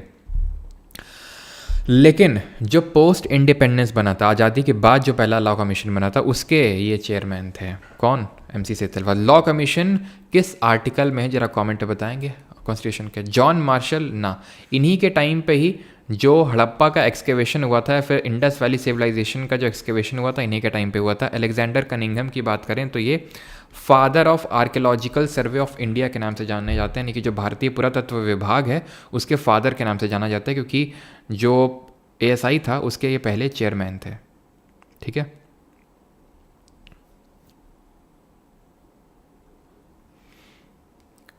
चलिए, तो अगर हम बात करें, मैंने क्या पूछा था यहाँ पे, क्या हाँ, तो लॉ कमीशन, पहली बात तो कोई आर्टिकल नहीं होगा क्योंकि ये कॉन्स्टिट्यूशनल बॉडी नहीं है जो हमारा लॉ कमीशन होता है, ठीक है। Law commission is not a constitutional body, clear. आगे बढ़ें। और MC सेतलवाद ही पहले अटॉर्नी जनरल भी थे, यानी कि देश के पहले क्या थे? महान्यायवादी, है ना। और अटॉर्नी जनरल किस आर्टिकल में आता है? आर्टिकल नंबर 76 ऑफ कॉन्स्टिट्यूशन में आता है, अनुच्छेद नंबर 76 में आता है ये, जिसको हम हाईएस्ट लॉ ऑफिसर कंट्री बोलते हैं। और लॉयर ऑफ, एक तरह से क्या होता है, ये सेंट्रल गवर्नमेंट का लॉयर होता है जो, और ये आपको यहाँ पे क्लॉजेस पता होना चाहिए, पहला, दूसरा, तीसरा और चौथा। पहले वाले क्लॉज में लिखा है इसकी अपॉइंटमेंट कौन करता है? प्रेसिडेंट करता है, और he should be qualified to be appointed as a जज ऑफ सुप्रीम कोर्ट। दूसरे में क्या लिखा हुआ है? इसकी ड्यूटीज़ क्या हैं। तीसरे में क्या लिखा हुआ है? ही हैज़ राइट, मतलब ड्यूटी क्या है इसकी, कि इसको सेंट्रल गवर्नमेंट को लीगल मैटर्स में एडवाइस करना है। और तीसरे में क्या लिखा हुआ है? तीसरे में लिखा हुआ है कि ये he has right to audience, या फिर right to audience in all the courts of India, right to audience in all the courts of India. और चौथे में लिखा हुआ है कि ये प्रेसिडेंट के प्लेजर तक ही अपने ऑफिस में रहता है, क्लियर। अगला, when was the first session of Indian national Congress held? भारतीय राष्ट्रीय कांग्रेस का पहला सत्र कब आयोजित हुआ था? बहुत ही बेसिक सा क्वेश्चन है, सही आंसर क्या होगा? 28 दिसंबर 1885। हमें पता है डफरिन के टाइम पे ये कांग्रेस बनी थी। सेफ्टी वॉल थ्योरी दी थी लाला लाजपत राय जी ने। गोपाल कृष्ण गोखले जी ने कौन सी थ्योरी दी थी? लाइटनिंग कंडक्टर थ्योरी दी थी। एलन ऑक्टेवियन ह्यूम, जिसको फादर ऑफ इंडियन ऑर्निथोलॉजी बोलते हैं, ये इसका फाउंडर था। पहला इसका सेशन कहाँ पे हुआ था? गोकुल दास तेजपाल संस्कृत कॉलेज में हुआ था। कितने लोगों ने इसको अटेंड किया था? इस पर्टिकुलर पहले सेशन को 72 डेलीगेट्स ने इसको अटेंड किया था। जो गांधी जी का डांडी मार्च था उसमें 78 लोग थे, 78। यहाँ पे पहले सेशन में 72 लोग थे। वोमेश चंद्र जो बनर्जी थे, उन्होंने क्या किया था? वोमेश चंद्र बनर्जी ने इस सेशन को, जो पहला सेशन हुआ था उसको प्रेसाइड किया था, उसकी अध्यक्षता करी थी। ठीक है, तो ये सारी चीज़ें हम पहले ही डिस्कस कर चुके हैं. Which article is related to the advisory jurisdiction of supreme court. सर्वोच्च न्यायालय के सलाहकारी क्षेत्राधिकार से कौन सा अनुच्छेद संबंधित है? 141, 142, 143 या फिर 149. सुप्रीम कोर्ट की अगर हम बात कर लें तो सुप्रीम कोर्ट स्टैब्लिश कब होता है? तो इस्टेब्लिश तो 26 जनवरी 1950 को, 26 जनवरी 1950 को होता है, लेकिन इसकी जो पहली सिटिंग है, फर्स्ट सिटिंग, वो 28 जनवरी 1950 को होती है. सुप्रीम कोर्ट की अगर बात करेंगे तो पार्ट नंबर 5 ऑफ कॉन्स्टिट्यूशन में ये दिया हुआ है, मेंशन्ड है, और आर्टिकल नंबर यानी अनुच्छेद नंबर 124 से लेकर 147 के बीच में इसके बारे में दिया हुआ है सुप्रीम कोर्ट. और पार्ट नंबर 5 का कौन सा चैप्टर है? चैप्टर है आपका फोर्थ. ठीक है, चैप्टर है फोर्थ, क्योंकि इसमें जो पार्ट नंबर 5 है कॉन्स्टिट्यूशन का, जो इसमें यूनियन के बारे में दिया हुआ है, जिसमें चैप्टर नंबर 1 में यूनियन एग्जीक्यूटिव के बारे में दिया हुआ है. चैप्टर नंबर 2 में, पार्ट 5 के चैप्टर 2 में पार्लियामेंट दिया हुआ है. चैप्टर 3 में ऑर्डिनेंस दिया हुआ है. चैप्टर 4 में आपका सुप्रीम कोर्ट दिया हुआ है. चैप्टर 5 में CAG, that is controller and auditor general दिया हुआ है. ठीक है, चैप्टर भी कभी कभी पूछ लेता है. अब यहाँ पे आर्टिकल, सुप्रीम कोर्ट के रिगार्डिंग ये चीज़ पता है आपको? सुप्रीम कोर्ट के जरा कॉम्पोजिशन के बारे में बताइए, इसमें कितने जज हैं, अभी करंट में कितने हैं? ठीक है, ये चीज़. और तो सुप्रीम कोर्ट नहीं, ठीक है, तो सुप्रीम कोर्ट के आर्टिकल 124 से 147 तक जाते हैं, लेकिन यहाँ पे जो ऑप्शंस में लिखे हुए हैं इसको अभी हम देखते हैं, बिकॉज सारा पूरा तो सुप्रीम कोर्ट टॉपिक यहाँ पे पढ़ नहीं सकते हैं, तो जो ऑप्शन में लिखे हुए हैं उसको एनालाइज करते हैं. तो यहाँ पे जो पहला वाला है 141, ये बोलता है कि सुप्रीम कोर्ट का कोई भी जो ऑर्डर होगा, सुप्रीम कोर्ट का कोई भी ऑर्डर होगा, that will be of binding nature. ये होगा binding in all the courts, जितनी भी भारत में कोर्ट्स हैं वो सब पे बाइंडिंग होगा सुप्रीम कोर्ट का वो ऑर्डर. याद कैसे रखेंगे कि इस एक और एक ने 4 को बाइंड कर रखा है, बांध रखा है, यानी कि सारे जितने कोर्ट्स हैं सारे बाध्य होंगे. ये चीज़ किस लिए करी गई? कि सुप्रीम कोर्ट की सुपीरियरिटी को दिखाने के लिए और पूरे देश में यूनिफॉर्मिटी रहे सुप्रीम कोर्ट के डिसीजन को लेकर. 142 की अगर हम बात करें तो ये बोलता है मतलब सुप्रीम कोर्ट है, किसी भी मैटर में अगर उसको कंप्लीट जस्टिस देना है, पूर्ण न्याय देना है, ये जो कंप्लीट जस्टिस लिखा हुआ है ये एक की वर्ड है जो आपको पक्का 100% देखने को ही मिलेगा अगर आर्टिकल 142 से रिलेटेड क्वेश्चन है तो. इसका मतलब क्या होता है? इसका मतलब ये होता है अगर देश में मान लेते हैं कि कोई घटना हो गई, सुप्रीम कोर्ट को लग रहा है कि इसमें जो न्याय है वो सही से मिल नहीं रहा है, तो वो क्या करेगी? वो न्याय देने के लिए जैसे बोल देगी कि जितने भी इसमें पीड़ित उनको 2-2 लाख का मुआवजा सरकार को देना है, अब वो दो सरकार तुम जैसे दो. तो ये क्या है कि सुप्रीम कोर्ट फ्रंट फुट पे आके कहीं मैटर में कंप्लीट जस्टिस देने के लिए वो कर सकती है अगर उसको लग रहा है कि ढंग से न्याय नहीं दिया जा रहा है तो. ठीक है, जैसे भोपाल गैस ट्रेजेडी में क्या हुआ था, 1984 में मिथाइल आइसोसाइनाइड गैस का लीक हुआ था यूनियन कार्बाइड कंपनी से, इतने सारे लोगों की डेथ हुई, और जब डेथ हुई तो सुप्रीम कोर्ट को लगा यार ढंग से इसमें न्याय लोगों को नहीं मिल रहा है, तो उसने फ्रंट फुट पे आके बोला कि भाई इतना सारा कुछ आपको देना है. 143 बोलता है एडवाइजरी जुरिस्डिक्शन के बारे में, सलाहकारी क्षेत्राधिकार. अब एडवाइजरी जुरिस्डिक्शन नाम में से ही समझ में आ रहा है कि एडवाइस किसी को दी जा रही है. किसको दी जा रही है? कोई दे रहा होगा, कोई ले रहा होगा. कौन ले रहा है? प्रेसिडेंट ले रहा है. किससे ले रहा है? सुप्रीम कोर्ट से.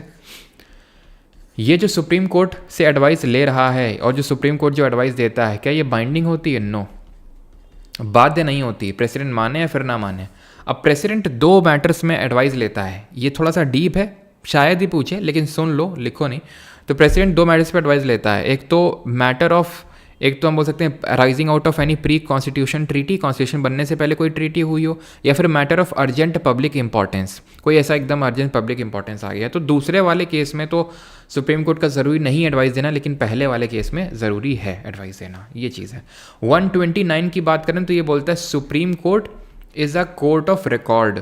इसका मतलब ये होता है कि सुप्रीम कोर्ट ने कुछ भी कहा सुना जो जाता है जजेस के द्वारा, उसको एज अ रिकॉर्ड मेंटेन करके रखा जाता है, जिसको फर्दर आने वाले केसेस में यूज़ किया जाता है. और इसी से हमें पता चलता है कि कोर्ट जो है, सुप्रीम कोर्ट अपने कंटेम्प्ट के लिए पनिश कर सकता है. कंटेम्प्ट के मतलब ये होता है कि कंटेम्प्ट का मतलब ये होता है कि अगर कोर्ट ने कोई ऑर्डर दिया और तुमने उसकी मौज ली तो सुप्रीम कोर्ट तुम्हारी मौज ले लेगा फिर. ठीक है, तो कभी मौज नहीं लेना है सुप्रीम कोर्ट के ऑर्डर की, या फिर हाई कोर्ट भी हो फॉर दैट मैटर. ये चीज़ आपको पता होनी चाहिए. ठीक है, तो ये 4 आर्टिकल पढ़े, बाकी के आगे देखेंगे.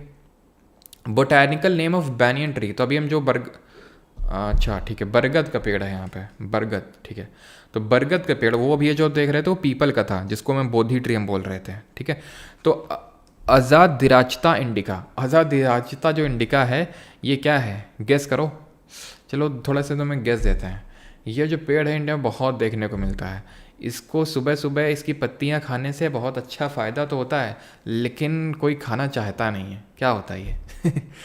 फीगस रिलीजियोसा, जो भी इसको प्रोनाउंस करते हो, ये होता है आपका पीपल, वही ठीक है, बोधी ट्री। फिकियस बेंगालेनिस, ये इसका सही आंसर होगा। ओसिमम टेन्यूफ्लोरम, ये वो है जिसकी पत्तियां भी हमें खानी चाहिए सुबह सुबह, और हम खा भी लेते हैं, इसमें उतनी कोई दिक्कत होती नहीं है, और इसको चाय में भी डाला जाता है इसकी पत्तियों को। क्या है? तो ये नीम होगा, बिल्कुल ठीक है, ये नीम है। और ये क्या है? तुलसी है ना। तुलसी तो काफ़ी अच्छी लगती है। आगे बढ़ते हैं, आगे बढ़ते हैं। फिर अगला है which part of the constitution of India contains fundamental rights of the citizens of India. Bharat के संविधान के किस भाग में नागरिकों के मौलिक अधिकारों का उल्लेख है? पार्ट 1, 3, 2, 4। तो देखिए, पार्ट्स की अगर हम बात करें संविधान के भागों की, तो पार्ट जो है हमारे कॉन्स्टिट्यूशन में पहले कितने थे और अभी कितने हैं? पार्ट, भाग संविधान में कितने थे? तो 22 थे जब ओरिजिनली, यानी कि जब हमने अपने कॉन्स्टिट्यूशन को अडॉप्ट किया 26 नवंबर ऑफ 1949। अभी कितने हैं? 25 पार्ट हैं, 25 भाग हैं। तो 4 पार्ट एक्चुअल में जुड़े हैं, 4, और एक हटा है। कौन सा हटा है? Part number 7। इसको 7th अमेंडमेंट से हटाया गया था। 7th अमेंडमेंट जो हुआ था कॉन्स्टिट्यूशन में 1956 में, उससे हटाया गया था। अच्छा, अब पार्ट सारे हम देख लेते हैं, बिकॉज इससे भी क्वेश्चन बनता है। जैसे पार्ट 1 में क्या दिया हुआ है? यूनियन एंड इट्स टेरिटरी, यानी संघ व उसके राज्य क्षेत्र। आर्टिकल नंबर 1 से लेके 4 तक में दिया हुआ है। क्या चीज़ें दी हुई हैं? आई थिंक मैंने तो बताया होगा, नहीं तो फिर आगे देखेंगे। 1 में क्या दिया हुआ है? India that is Bharat shall be a union of state. 2 में क्या है? मैंने बताया ना, एक बार कंफर्म करना। 2 में लिखा हुआ है establishment of new state. 3rd में लिखा हुआ है formation of new state. 4th में लिखा हुआ है कि कोई भी आप चेंज करोगे 2 और 3 आर्टिकल के तहत तो उसको अमेंडमेंट नहीं माना जाएगा अंडर आर्टिकल 368। ये 4th में लिखा हुआ है, ठीक है। पार्ट नंबर 2 की अगर बात करें तो इसमें सिटीजनशिप यानी कि नागरिकता दी हुई है। इससे भी बहुत ज़्यादा सवाल बनते नहीं हैं। आर्टिकल 5 से लेकर 11 तक कुछ गिने चुने सवाल बनते हैं, जैसे कि एकल नागरिकता है भारत में, सिंगल सिटीजनशिप। ये प्रोविजन हमने किस कंट्री कॉन्स्टिट्यूशन से लिया है। प्लस इसके जो आर्टिकल हैं थोड़े बहुत ही, ज़्यादा तो इसके आर्टिकल इंपॉर्टेंट नहीं है, बस एक का दुक्का ही आर्टिकल इंपॉर्टेंट है। बाकी जो सिटीजनशिप एक्ट है 1955 का, उससे सवाल बनते हैं। तो सिटीजनशिप, जो सिंगल सिटीजनशिप है, एकल नागरिकता, वो हमने यूके के कॉन्स्टिट्यूशन से लिया, फिर ब्रिटेन से। पार्ट 3 की अगर हम बात करें तो फंडामेंटल राइट्स यानी कि मौलिक अधिकार, आर्टिकल 12 से लेकर 35 के बीच में दिया हुआ है। और कहाँ से लिया जरा बता दीजिए फंडामेंटल राइट्स को। पार्ट 4 में क्या दिया हुआ है? डीपीएसपी, दैट इज राज्य की नीति निर्देशक सिद्धांत। ये आपका 36 से लेकर 51 के बीच में दिया हुआ है, जिनको के बारे में हम कुछ चीज़ें पढ़ चुके हैं, कुछ चीज़ें आगे हम देखेंगे। कहाँ से लिया इसको? तो फंडामेंटल राइट्स हमने यूएस के कॉन्स्टिट्यूशन से लिया, और डीपीएसपी जो हमने आयरलैंड के कॉन्स्टिट्यूशन से लिया है। ये तो 4 पार्ट हो गए। बाकी के पार्ट तो जैसे अभी थोड़ी देर पहले मैंने बताया, पार्ट 5 में क्या दिया हुआ है? यूनियन दिया हुआ है। पार्ट 6 में क्या दिया हुआ है? स्टेट यानी राज्य के बारे में। इसमें आपका पूरा स्टेट का लेजिस्लेचर हो गया, गवर्नर हो गया, एडवोकेट जनरल हो गया, ये सारे लोग आते हैं इसमें, ठीक है। पार्ट नंबर 7 की अगर हम बात करें तो इसमें कौन आता है? इसको तो रिपील किया जा चुका है, अभी बताया। पार्ट नंबर 8 में कौन आता है? तो इसमें आपके जो यूटीज़ हैं, केंद्र शासित प्रदेश, वो आते हैं। पार्ट नंबर 9 में क्या आता है? पार्ट नंबर 9 में ये भी हम आई थिंक देख चुके हैं, पंचायत आता है। पार्ट नंबर 9A में क्या आता है? भाग नंबर 9 का में तो ये म्यूनिसिपैलिटीज़ यानी कि जो हमारी नगर पालिका हैं, वो नगर पालिकाओं के गड्ढे भरवाने काफ़ी ज़रूरी होते हैं, ठीक है। पार्ट नंबर 9B में क्या दिया हुआ है? कोऑपरेटिव सोसाइटी दिया हुआ है। इसको हमने ऐड किया है बाई 73rd अमेंडमेंट, इसको हमने ऐड किया बाई 74th अमेंडमेंट, और इसको हमने ऐड किया बाई 97th अमेंडमेंट। कमेंट में बताएंगे पार्ट नंबर 10 में क्या दिया हुआ है। पार्ट नंबर 11 ध्यान रखना, ये भी इंपॉर्टेंट है। इसमें आपका सेंटर और स्टेट का रिलेशन यानी केंद्र और राज्यों के बीच में जो रिलेशंस होते हैं वो इसमें दिया हुआ है, ठीक है। आगे बढ़ते हैं। Service sector is a part of dash of an economy. तो सर्विस सेक्टर किस सेक्टर का पार्ट होता है? सेकेंडरी, टर्शरी, पब्लिक या फिर प्राइमरी सेक्टर? कितना लेक्चर होगा सर? कितना लेक्चर होगा? क्यों भाई? मतलब ये सारी चीज़ें जानने का क्यों भाई? कितने लेक्चर हो गए मुझे भी थोड़ी ना पता है। अब कब एग्ज़ाम डेट होगी, ठीक है, उस पर डिपेंड करता है ना। उसका आंसर नहीं बता रहे हो जब पूछ रहे हैं, सारा चीज़ हम ही लिखें। हैं, दया नहीं आती तुमको? चलो, तो अभी आते हैं सर्विस सेक्टर। तो 3 सेक्टर होते हैं हमारी इकोनॉमी में, प्राइमरी, सेकेंडरी और टर्शरी। ठीक है, प्राइमरी, सेकेंडरी और टर्शरी। प्राइमरी जो सेक्टर होता है इसमें प्राइमरली एग्रीकल्चर सेक्टर आता है। एग्रीकल्चर, इसको हम बोलते हैं, इनमें जो लोग काम करते हैं रेड कॉलर जॉब्स के नाम से जानते हैं। सेकेंडरी सेक्टर होता है मैन्युफैक्चरिंग सेक्टर। ठीक है, इसमें आता है मैन्युफैक्चरिंग सेक्टर। किस चीज़ का मैन्युफैक्चरिंग होता है?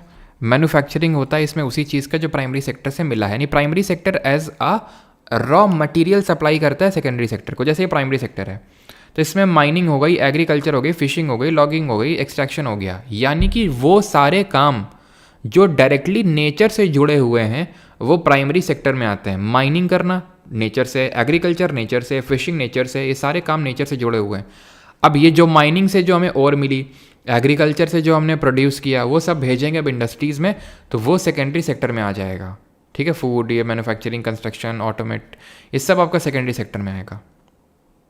टर्शरी सेक्टर, जिसको कि हम यूजुअली इंटैंजिबल सेक्टर के नाम से जानते हैं। इंटैंजिबल, टैंजिबल का मतलब होता है जिसको छुआ जा सकता है, इंटैंजिबल जिसको नहीं छुआ जा सकता है। मैं आपको पढ़ा रहा हूँ, एजुकेशन दे रहा हूँ, उसको क्या आप छू सकते हैं? नहीं छू सकते हैं। हेल्थ केयर नहीं छू सकते हैं। रियल स्टेट हो गया, रिटेल हो गया, हॉस्पिटैलिटी हो गया, ट्रांसपोर्ट हो गया, ये सारे जो काम होते हैं ये आपके आते हैं किसमें? टर्शरी सेक्टर में। एडवर्टाइजिंग हो गया टर्शरी सेक्टर में।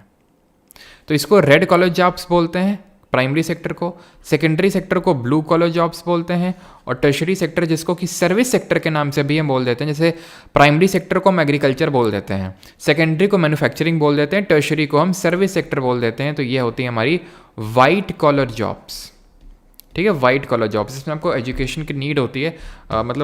इसमें सबसे ज़्यादा लोग इंडिया में एम्प्लॉयड हैं प्राइमरी सेक्टर में या फिर एग्रीकल्चर में, लेकिन सबसे कम कंट्रीब्यूशन जीडीपी में, ग्रॉस डोमेस्टिक प्रोडक्ट में, वो प्राइमरी सेक्टर का ही है। टर्शरी सेक्टर में सबसे कम लोग एम्प्लॉयड है, लेकिन सबसे ज़्यादा कंट्रीब्यूशन इसी सेक्टर का है। क्वार्टरनरी में आप देख सकते हैं, ये तो उन्होंने पूछता है नहीं आपसे। ठीक है, क्वार्टरनरी और क्वीनरी उतना नहीं पूछता है आपसे, तो इसको आप छोड़ सकते हैं, या फिर पढ़ना है तो आप इस तरह से पढ़ सकते हैं कि क्वार्टरनरी में जो आपके जैसे क्वार्टरनरी में आ जाएंगे आपके जो हाई एंड काम होते हैं, जैसे साइंटिस्ट लोग के काम हो गए। ठीक है, तो ये बहुत ही लिमिटेड होते हैं, तो क्वार्टरनरी उसमें आ जाते हैं। क्वीनरी होते हैं जैसे कि जो हमारे लॉ मेकर्स हैं, जिसमें कि डिसीजन मेकर्स होते हैं, तो वो क्वीनरी सेक्टर में आ जाते हैं। ये दोनों एक तरह के टर्शरी सेक्टर के ही पार्ट्स कंसिडर किए जाते हैं, क्वार्टरनरी और quinary. Who was one of the, तो यहाँ पे क्या आंसर हो जाएगा? Service sector is a part of tertiary sector. Who was the one of the को फाउंडर ऑफ गदर पार्टी का एक को फाउंडर कौन था? लाला लाजपत राय, सुभाष चंद्र बोस, लाला हरदयाल, या फिर बाबा पृथ्वी सिंह आज़ाद, कौन थे? तो यहाँ पे सही आंसर होगा गदर पार्टी। गदर पार्टी की अगर हम बात करें तो 1913 में बनती है, 1913 में। हेडक्वार्टर इसका कहाँ पे होता है? हेडक्वार्टर इंडिया में नहीं होता, इसका हेडक्वार्टर होता है यूएसए के सैन फ्रांसिस्को में। इसको कौन बनाता है? इसको बनाते हैं लाला हरदयाल, सोहन सिंह भाखना हो गए हमारे। ठीक है, ये सोहन सिंह जो आप भाखना देख रहे हैं यहाँ पे मैं लिख देता हूँ, ये पहले प्रेसिडेंट बने थे इसके। अगर पूछ लेगा गदर पार्टी के पहले प्रेसिडेंट, तो वो सोहन सिंह भाखना थे, फर्स्ट प्रेसिडेंट। ठीक है, गदर पार्टी से ही एक इंसिडेंट लिंक्ड है जिसको हम बोलते हैं कोमगाटा मारू इंसिडेंट। क्या बोलते हैं? कोमगाटा मारू इंसिडेंट। ये कब हुआ था? 1914 में, 1914 में हुआ था। ये है क्या? कोमगाटा मारू एक शिप यानी एक जहाज का नाम था जो सेल थ्रू किया था फ्रॉम हांगकांग। हांगकांग से ये वैंकूवर कनाडा तक गया था। ठीक है, वहाँ पे इंडियंस सारे हांगकांग, सिंगापुर यहाँ से इकट्ठा होकर सब शिप में गए थे। कोमगाटा मारू जापानीज शिप था, ये जापानी शिप था, तो वैंकूवर में गए थे कनाडा में। वहाँ पे ब्रिटिशर्स थे, उन्होंने वहाँ पे नहीं लैंड करने दिया। फिर ये वापस आए इंडिया में भी, तो इंडिया में ये आके ये वहाँ पे भी इनको, कलकत्ता में भी इनको मना कर दिया, तो वहाँ पे इन लोगों ने काफ़ी विद्रोह कर दिया। तो यही पूरा इंसिडेंट को कोमगाटा मारू इंसिडेंट बोलते हैं, जो 1914 में हुआ था, 1914 में। What is the freezing point of water on kelvin scale? Kelvin scale में फ्रीजिंग पॉइंट क्या होता है वाटर का? ऑप्शंस आपके सामने हैं। हांगकांग टू कनाडा, बिल्कुल एएस वर्षा सिंह।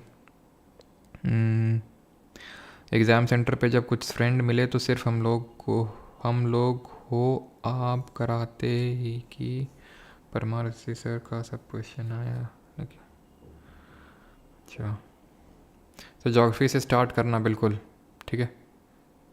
चलिए, तो अगर हम बात करें तो सही आंसर क्या होगा, हमें पता है 0 डिग्री सेल्सियस होता है, और केल्विन में स्पेसिफिकली बात करें तो 273.15 केल्विन। एक क्वेश्चन है आपके लिए मेरी तरफ से, दैट इज़ कि जो वाटर होता है उसकी डेंसिटी मैक्सिमम कब होती है, किस टेम्परेचर पे होती है, वाटर की डेंसिटी मैक्सिमम कब होती है। और ये तो आपको पता ही होगा कि किस तरह से डिग्री सेल्सियस से हम केल्विन में जाते हैं, तो 273 ऐड कर देते तो ये केल्विन मिल जाता है, और किस तरह से हम डिग्री सेल्सियस से फ़ारेनहाइट में जाते हैं, और वो कौन सा टेम्परेचर है जहाँ पे डिग्री सेल्सियस और फ़ारेनहाइट जो है सेम वैल्यू शो करते हैं, तो इट इज़ -40 डिग्री सेल्सियस। फिर अगर हम बात करें डेंसिटी, और मतलब -40 डिग्री हो जाएगा, ठीक है, जिस पर डिग्री सेल्सियस फ़ारेनहाइट दोनों सेम वैल्यू शो करते हैं। डेंसिटी मैक्सिमम होती है 4 डिग्री सेल्सियस पे। क्यों? क्योंकि ऐसा होता है कि जब हम 0 डिग्री सेल्सियस से इसको हीट करते हैं, थोड़ा गर्म करते हैं, तो इसकी डेंसिटी इंक्रीज़ होती है 4 डिग्री सेल्सियस तक रुकती है। देन जब फर्दर हीट करते हैं 4 डिग्री सेल्सियस के बियॉन्ड, ये डिक्रीज़ करना स्टार्ट कर देगी, पहले इंक्रीज़ करेगी देन डिक्रीज़ करेगी, यानी कि 4 डिग्री सेल्सियस पे जो डेंसिटी होगी that will be maximum. Density maximum तो वॉल्यूम मिनिमम। क्लियर? इसी चीज़ को हम बोलते हैं anomalous expansion of water. Anomalous expansion of water हम इसी चीज़ को बोलते हैं। अगला क्वेश्चन है, बाइंग और selling of goods electronically is known as, यानी इलेक्ट्रॉनिक रूप से वस्तुओं को खरीदने या बेचने को क्या कहा जाता है। बहुत ही बेसिक सा क्वेश्चन है, इसी को हम ई कॉमर्स बोलते हैं। Big billion days. Who among the following was the president of the Indian national congress in 1931।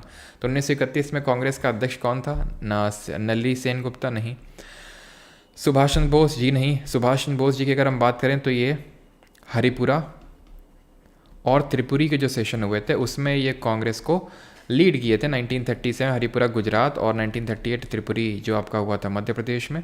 लेकिन आपको पता है कि यहाँ पे त्रिपुरी सेशन के बाद सुभाष चंद्र बोस जी ने रिज़ाइन कर दिया था। क्यों? इंटरनल स्ट्राइफ की वजह से। और 1939 में 1939 में उन्होंने खुद की एक पार्टी बना दी थी, ऑल इंडिया फॉरवर्ड ब्लॉक।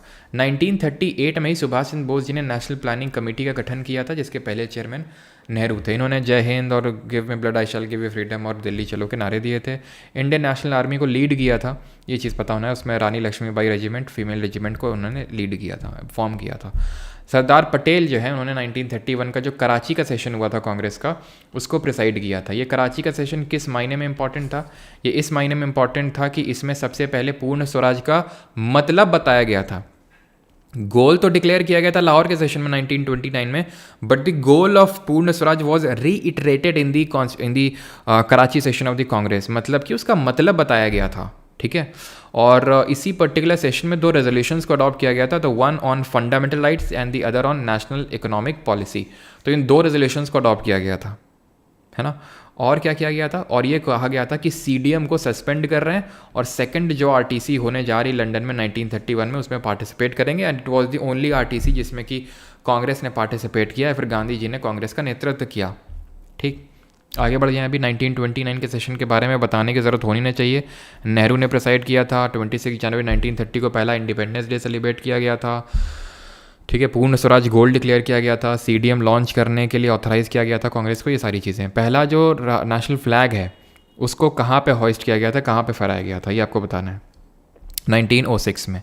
ये चीज़ हम पढ़ चुके हैं कि 1907 में जो फॉरेन सॉयल में इसको मतलब होस्ट किया गया था मैडम भीखा जी कामा के द्वारा स्टटगार्ड जर्मनी में, और उस झंडे को वापस कौन लाया था? इंदुलाल याग्निक लेके आए थे। ठीक है, 1906 की अगर बात करें 1906, तो ये है आपका अनऑफिशियल फ्लैग ऑफ इंडिया 1906। इसको कोलकाता का एक है आपका जिसको हम बोलते हैं क्या, ये बेगम स्क्वायर करके है कोई, I think parsec Begum square, है ना, पारसेक बेगम स्क्वायर, बेगम नहीं है बेगन है, ठीक है, बेगन स्क्वायर। इन शॉर्ट इसको ग्रीन पार्क भी बोलते हैं। आज हमारे कानपुर में मैच स्टार्ट हुआ ग्रीन पार्क स्टेडियम में, ग्रीन पार्क उसी का नाम है। और भाई साहब तो बारिश की वजह से जो है वो खेल रुक गया। तो मतलब मैं एक चीज़ ऑब्ज़र्व किया मैंने कि भाई कानपुर में ज़्यादा कुछ बारिश हुई नहीं इस बार। जैसे ही मैच यहाँ पे ऑर्गेनाइज़ किया गया बारिश हो गई। तुमने भी ऑब्ज़र्व किया होगा, जहाँ भी बस मैच करवा दो तुम, है ना, क्रिकेट मैच करवा दो, बारिश वहीं पहुँच जाएगी। T20 का भी वर्ल्ड कप हो रहा था, पता है तुम्हें, यूएसए और वो जो हमारे सेंट्रल कैरेबियन आइलैंड है वहाँ पे, तो बारिश रोज़ का था बारिश, चाहे भले होती ना हो लेकिन मैच हो रहा था तो अब क्योंकि आज अभी भी बारिश हो ही रही है, मतलब एकदम काफ़ी भयंकर बारिश हो रही है। अभी आई थिंक थोड़ा रुक गई है। तो शायद कल भी ना हो, ठीक है। तो कल भी काफ़ी मुश्किल है क्योंकि फील्ड भर गई होगी, अब देखते हैं कल लेकिन अब मुझे लग रहा है कि ये ड्रॉ पे जाएगा। खैर, तो ये यहाँ पे ग्रीन पार्क में इसका नाम है। और ठीक है, बाकी 7 अप्रैल 1906 को इसको होस्ट किया गया था। 1906 मैंने आपको 1907 मैंने आपको बता दिया, मैडम बीका जी का माँ इसको इंदुलाल याग्निक लेके आया था। और जो present try colour flag of India देखते हैं, इसको जवाहरलाल नेहरू ने बोला था कि इस तरह का हमारा फ्लैग होना चाहिए। हमने नेशनल फ्लैग को, हमने से मेरा मतलब है कॉन्स्टिट्यूएंट असेंबली ने कब इसको अडॉप्ट किया था, तो इसको अडॉप्ट किया गया था 22 जुलाई 1947 को। और इसमें लेंथ और विड्थ का रेशियो होता है 3:2, ये ध्यान रखना है, लेंथ और विड्थ का। और इसको डिज़ाइन किसने किया था? पिंगली वेंकैया जी ने। पिंगली वेंकैया। कौन सा फंडामेंटल ड्यूटी है जो इसको रिस्पेक्ट देने की बात करता है? Which fundamental duty which is the highest literate state of India as per the 2011 वाला सेंसस की जनगणना के अनुसार भारत का सबसे शिक्षित राज्य कौन सा है? तो जब साक्षरता की बात आती है, लिटरेसी, तो इसका मतलब क्या होता है? इसका मतलब होता है कि 7 और अबव, 7 एनी वन एज्ड 7 और अबव वो लिख और he can read and write, he और she can read and write in any of the scheduled languages. जो 22 हमारी शेड्यूल्ड लैंग्वेजेस हैं उसमें रीड और राइट कर सकते हो, उसको हम लिटरेट कंसिडर करते हैं। इंडिया की जो लिटरेसी रेट है वो 74.04% है 2011 के सेंसस के हिसाब से। उसमें 82.14 तो मेल की है और 65.46 फीमेल की है लिटरेसी रेट। और अगर हाईएस्ट की बात करें, हाईएस्ट और लोवेस्ट की बात कर लें, तो हाईएस्ट तो है किसकी? बिहार बोल रहा हूँ, केरल की। कितनी है? 94%। और लोवेस्ट किसकी है? बिहार की। कितनी है? बिहार की 61.8% है बिहार की।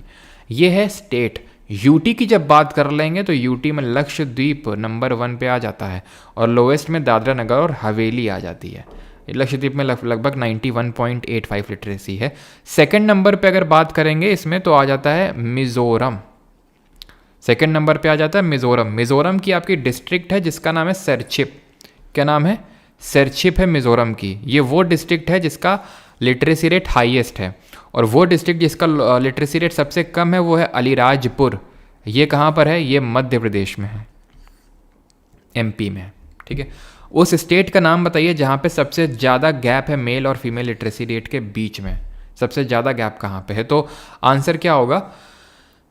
सी ऑप्शन हो जाएगा, केरल, ठीक है। और स्टेट जहाँ पे हाईएस्ट डिफरेंस है दैट इज़ राजस्थान। राजस्थान में सबसे ज़्यादा डिफरेंस है लिटरेसी रेट में। और ये चीज़ आप ध्यान रखिएगा कि अगर हाईएस्ट मेल लिटरेसी रेट पूछ ले तो केरल में, highest female literacy rate Kerala में, lowest male literacy rate Bihar में और लोवेस्ट फीमेल मेल और फीमेल दोनों बिहार में। लेकिन अगर फीमेल का पूछे और बिहार ऑप्शन में ना हो, यूजुअली वो बिहार ऑप्शन में नहीं देता, तो राजस्थान सही आंसर होगा, ठीक है। और कुछ तो नहीं यहाँ पे। लिटरेसी रेट में आपको यही चीज़ पूछेगा, बाकी तो और ठीक ही है, ठीक है।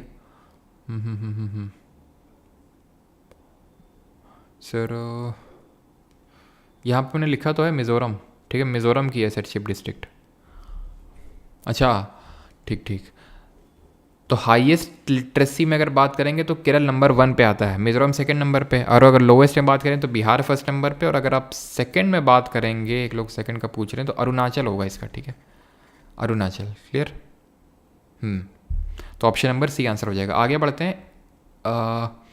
Indian national committee for space research, that is, इसको क्या बोलते हैं? इनकॉस बोलते हैं आई थिंक ना, इनकॉस। तो ये जो रिसर्च, ये स्पेस रिसर्च है, ये national committee for space research, ये कब फॉर्म हुई थी? 65, 63, 62 या फिर 61?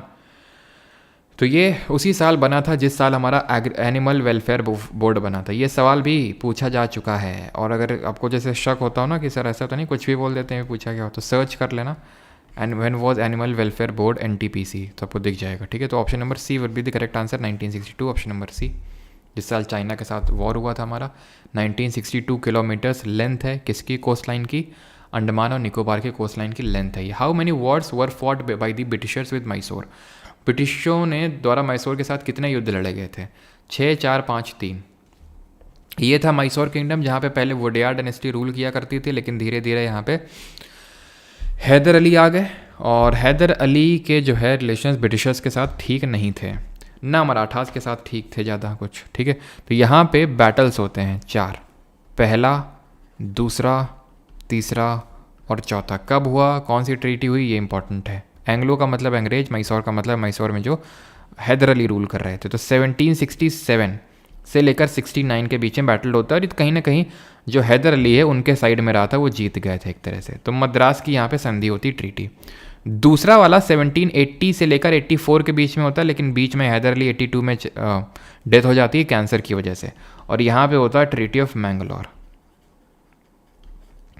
थर्ड जो आपका होता है ये 1790 से लेकर 92 के बीच में होता है। ये अब मान लो थोड़ा सा विक्ट्री साइड में हैदर अली, ये ड्रॉ हो जाता है मैच, और इसमें जो है ब्रिटिशर जीत जाते हैं और ह्यूमिलिएटिंग डिफीट फेस करनी पड़ती है टीपू सुल्तान को, क्योंकि जब डेथ हो जाती है यहाँ पे हैदर अली की, तो टीपू सुल्तान यहाँ पे आ जाते हैं, अभी उनके जो बेटे थे, ठीक है, जिनको कि मैसूर का टाइगर ऑफ मैसूर के नाम से जाना जाता है। तो सेरिंगपट्टनम की जो है यहाँ पे ट्रीटी हुई थी, जहाँ पे इनके दो बेटों को टीपू सुल्तान के हॉस्टेज बना लिया गया था। जैसे जैसे छुड़वा तो लिया, लेकिन टीपू सुल्तान बदला लेना चाहते थे, बदला लेने का सोचा फोर्थ वाले मैसूर वॉर में 1799 में, लेकिन यहाँ पे डेथ हो जाती है टीपू सुल्तान की, और यहाँ पे फाइनल डिफीट हो जाती है किसकी, यहाँ पे जो मैसूर किंगडम था। तो इसके बाद मैसूर में पूरी तरह से ब्रिटिश से कब्जा हो गया, और कब्जा करके उन्होंने यहाँ पे किसको दे दिया, ये दे दिया वुडेयार को थमा दिया, ठीक है। और वुडेयार से क्या साइन करवा लिया, सब्सिडियरी अलायंस। सब्सिडियरी अलायंस के बारे में आपको बता चुका हूँ कि जो सब्सिडियरी अलायंस है, जो कि सहायक संधि कहलाती है, ये कौन लाया था, कब लाया था, और किसने सबसे पहले इसको एक्सेप्ट किया था। तो 1798 1798 में इसको लाया गया था। कौन लाया था इसको, वेलेस्ली लेके आया था इंडिया में। वैसे तो लेके इंट्रोड्यूस तो डुप्ले ने किया था, फ्रेंच गवर्नर जनरल ने, लेकिन बस इसको एक्सटेंसिवली किसने यूज़ किया था, वेलेस्ली ने यूज़ किया था। और सबसे पहले इसमें हैदराबाद को कब्जाया गया था 1798 में ही। 1798 में हैदराबाद आया था, 1799 में मैसूर इसके अंडर में आ गया था। और अवध ध्यान में रखना, अवध ने 1801 में 1801। When was the dowry prohibition act commended. तो ये जो ब्रिटिशर द्वारा अच्छा सॉरी ये क्या लिखा हुआ है, तो ये आपका डाउरी प्रोहिबिशन एक्ट कब आया था, ये आपको बताना है।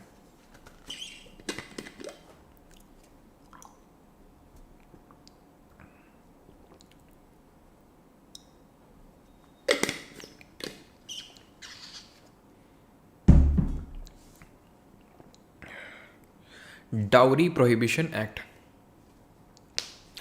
तो ये आया था आपका 1 जुलाई 1961 को कमेंस हुआ था, ठीक है। तो डाउरी लेना और देना दोनों अपराध हैं, ध्यान रखना इसके हिसाब से। और तुमने लिया 5 साल की जेल होगी और 15,000 रुपये, और अगर 15,000 ज़्यादा की डाउरी ली है तो उतना ही जुर्माना झेलोगे। हाँ, तो ये मत कहीं ना कि अब डबल बेड दे दो, सोफ़ा दे दे, यही होता है ना, चलता है। डबल बेड चाहिए, सोफ़ा चाहिए, एसी, और एक बुलेट हो जाती है आखिर में, मज़ा आ जाता है एकदम, मज़ा आ जाएगा एकदम, ध्यान रखना अगर पकड़े गए तो। हाँ, वो बात अलग है, तुमको अगर गिफ्ट में मिल रहा है, या फिर तुम बोल दो कि भाई हमें एक स्कॉर्पियो चाहिए, थार चाहिए, ठीक है, फॉर्च्यूनर चाहिए, वो ले लो तुम, वो बात अलग है। लेकिन दहेज नहीं लेना है तुम्हें, ये चीज़ ध्यान रखना, ठीक है। दहेज लेना और देना दोनों पाप हैं। इसी वजह से यही मेन रीज़न है कि क्यों आज भी जब लड़कियों का जन्म होता है तो घर वालों को ज़्यादा कोई दिक्कत नहीं होती है, आस पास वालों को ज़्यादा दिक्कत हो जाती है। अच्छा लड़की हुई है, अच्छा तो अभी से जोड़ना शुरू कर दो, अच्छा अभी से जोड़ना शुरू कर दो, तुम्हारा लड़का हो तुम उसने कौन से तीर मार लिए, मतलब लोग ये नहीं सोचते हैं, है ना, खासकर गांव में, कि भाई ठीक है कि लड़की हो गई, तुम दया खा रहे हो, तो तुम्हारे लड़के ने क्या ऐसा उखाड़ लिया अभी तक खैर, तो मतलब अब देख रहे हो सब इक्वली, अब धीरे धीरे तो सारी चीज़ें हम देखो, आप ओलंपिक्स में देखो, ये वाला ओलंपिक्स आपने देखा, मनु भाकर 2 मेडल लाई, पहली इंडियन बनी, सिर्फ फीमेल नहीं, पहली इंडियन बनी। अवनी लेखरा को देखिए, पैरालंपिक में शाइन किया उन्होंने, 2 gold medal back to back. 2016 का जो रियो में ओलंपिक्स हुआ था, उसमें कोई मेल मेडल नहीं लाया, सिर्फ फीमेल्स ही लाई 2, Sakshi Malik bronze medal, PV Sindhu silver medal. तो खैर, Kolleru lake is located in which Indian state. तो कोलेरू झील जो है वो किस राज्य में स्थित है, ये आपसे पूछ रहा है, उत्तराखंड में, तमिलनाडु में, आंध्रा में, या फिर केरल में। बुलेट पे जीजा बुलेट पे जीजा जी बैठे हुए, आई वॉन्ट रेंज रोवर। बेटा ये कुछ ज़्यादा नहीं हो गया अभी, हैं रेंज रोवर।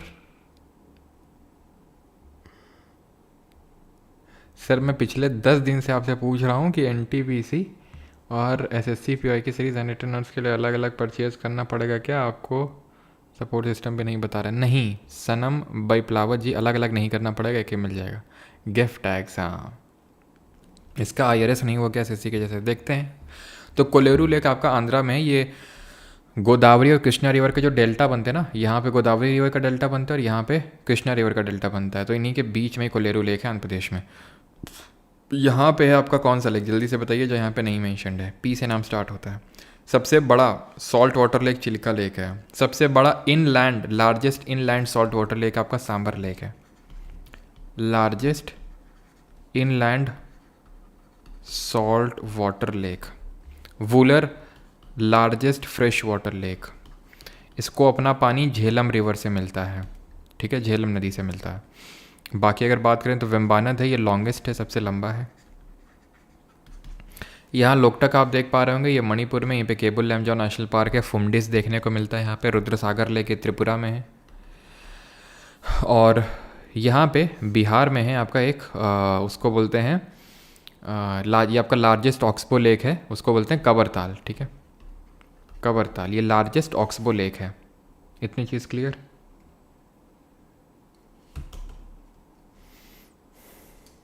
ठीक है। और कुछ पूछा था आपसे? पुलिकट है वही, ठीक है, पुलिकट। ये आंध्र और तमिलनाडु के बॉर्डर पे है। आगे बढ़ें। The pistol in the flower is, तो जो फूल में पिस्टल होता है वो क्या होता है? एक सेकेंड रुकिएगा।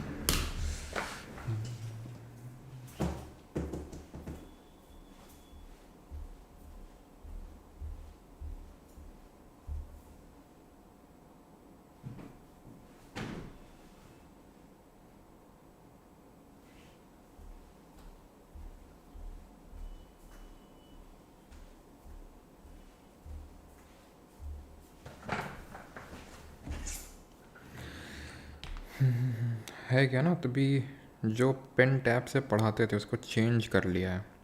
वो चेंज करने की वजह से हाथों जो है उंगलियां भी एडजस्ट नहीं कर पा रही हैं, मतलब काफ़ी ज़्यादा दिक्कत होती है लिखने में। तो जो है काफ़ी जोर का दर्द, असहनीय दर्द सहना पड़ रहा है। तो इसी वजह से हमने सोचा चलो क्लास ख़त्म हो जाएगी तब लगा लेंगे वॉलिनी, लेकिन दर्द असहनीय हो रहा है।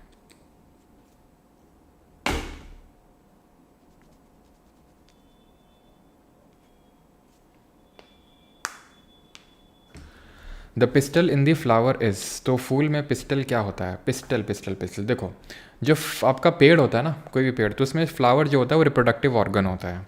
अब इस रिप्रोडक्टिव ऑर्गन को ध्यान से समझते हैं हम लोग, ठीक है। तो इसमें एक मेल पार्ट होता है और फीमेल पार्ट होता है। ज़रूरी नहीं कि हर एक फूल में मेल भी हो और फीमेल भी हो। जिनमें दोनों होते हैं उनको हम बोलते हैं बाइसेक्सुअल, ठीक है। जिनमें दोनों होते हैं उनको हम बोलते हैं बाइसेक्सुअल, और जिनमें एक होता है उसको हम बोलते हैं मोनोसेक्सुअल, ठीक है। तो जैसे ये है हमारा गुड़हल का फूल है ये, ठीक है, जिसको कि हम हिबिस्कस के नाम से जानते हैं। हिबिस्कस दोनों हैं, मेल और फीमेल भी। तो मेल क्या होता है? मेल होता है जैसे ये आपकी डंडी लगी हुई है, ठीक है, इसको बोलते हैं फिलामेंट, और इसमें ये कुछ ऐसे लगा हुआ है, इसको बोलते हैं एंथर, और एंथर के अंदर इसे डॉट डॉट डॉट डॉट जो स्ट्रक्चर हो गया उसको बोलते हैं पॉलन ग्रेन्स। समझ रहे हैं आप? समझे कि नहीं समझे आप? ये होते हैं इसके एंथर के अंदर पॉलन ग्रेन्स। तो ये जो फिलामेंट है और जो एंथर है, या फिर आप पॉलन ग्रेन्स को मिला लीजिए, इन दोनों को मिला के बोलते हैं फिर तीनों को स्टेमेन। ये होता है मेल पार्ट, बड़ा आसान है याद करना, नाम में ये मेन, ठीक है। हिंदी में पुंकेशर बोलते हैं। फीमेल पार्ट आता है, ये इसमें 3 चीज़ें होती हैं। यहाँ पे जो ऐसा चिपचिपा एक होता है स्टिग्मा, स्टिकी पार्ट होता है, इसको बोलते हैं स्टिग्मा। जिससे लगा होता है, जिससे अटैच्ड होता है उसको बोलते हैं स्टाइल, और जिसमें लगा होता है उसको बोलते हैं ओवरी, ठीक है, क्लियर। तो स्टिग्मा, स्टाइल और ओवरी 3 चीज़ों से मिलकर बनता है पिस्टल, जिसको फीमेल पार्ट होता है, स्त्री केशर बोलते हैं हिंदी में।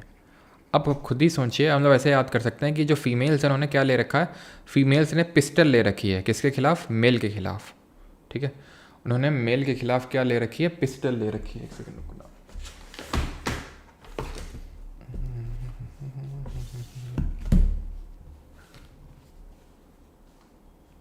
ठीक है। तो उन्होंने मेल के खिलाफ क्या ले रखी है? पिस्टल ले रखी है फीमेल्स ने। तो ये इसको स्त्री केसर बोलते हैं, या फिर इसी को ही कॉर्पसल के नाम से भी जानते हैं, ठीक है। अब होता क्या है, किस तरह से रिप्रोडक्शन होता है इसमें वो समझ लीजिए। तो एंथर में जो पॉलन ग्रेन्स मौजूद हैं ये जाएंगे किसके पास, स्टिग्मा के पास। जिस प्रोसेस से जाते हैं उसको पॉलिनेशन या फिर परागण बोलते हैं हिंदी में। अब वो हवा के थ्रू जा सकते हैं, पानी के थ्रू जा सकते हैं, एक इंसेक्ट यहाँ पे बैठा उसमें पॉलन ग्रेन्स चपक गए और उसमें स्टिग्मा में फिर चपक गए, तो इसके थ्रू जा सकते हैं। तो अगर इंसेक्ट के थ्रू जा रहे हैं तो एंटीमोफिली बोलते हैं, हवा के थ्रू जा रहे हैं तो एनिमोफिली बोलते हैं, और पानी के थ्रू जा रहे हैं तो उसको हाइड्रोफिली बोलते हैं। अब ये जब चपक जाएगा तो यहाँ पे क्या बनेगा, जब पॉलन ग्रेन्स आएगा ना तो समझ यहाँ पे क्या होगा, सिग्नल जाएगा कि भाई आ चुका है, वो कौन है, वो कौन है, कहाँ से वो आया, तो वो एंथर से आया है और वो कौन है, पॉलन ग्रेन्स। और यहाँ पे क्या है, यहाँ पे ओवरी में क्या है, ओव्यूल्स मौजूद हैं। ओवरी में यहाँ पे दिखाया नहीं गया, छोटे छोटे छोटे छोटे ओव्यूल्स हैं। तो इनमें से जो एक ओव्यूल है वो तड़क भड़क जाएगा, हाय हाय पॉलन ग्रेन आ गया, जल्दी से बुलाओ मेरे पास उसे। तो यहाँ से इसको जो यहाँ बना इसको बोलेंगे पॉलन ट्यूब। इस पॉलन ट्यूब के थ्रू ये जल्दी से पॉलन ग्रेन इसके पास पहुँचेगा, फर्टिलाइजेशन होगा, यहाँ पे दोनों का मिलन होगा। किसका, पॉलन ग्रेन और इस ओव्यूल का मिलन होगा। ये ओवरी बड़ा सा ये स्ट्रक्चर है और इसमें जो छोटे छोटे छोटे ये इनको ओव्यूल्स बोलते हैं। तो ओव्यूल के साथ मिलन होगा और बनेगा जाइगोट, ठीक है। जाइगोट का फॉर्मेशन होगा। तो मेल सेक्स सेल हो गई पॉलन ग्रेन इसमें, और फीमेल हो गया आपका ये ओवरी ओव्यूल, दोनों मिलेगा तो जाइगोट बनेगा। और जाइगोट से धीरे धीरे यही बन जाएगा सीड, यही क्या बन जाएगा, बीज बन जाएगा। और जब धीरे धीरे बीज बन जाएगा तो ये जो ओवरी है यही बन जाएगा फ्रूट, ठीक है। तो इस तरह से आज आपको समझ आ गया कि किस तरह से फल के अंदर बीज पहुंचा, फ्रूट के अंदर सीड बना, ठीक है। तो मेल पार्ट क्या होता है, फीमेल पार्ट क्या होता है, ये चीज़ आई होप आप समझ गए होगे और अभी आप इसका आंसर कर सकते हैं।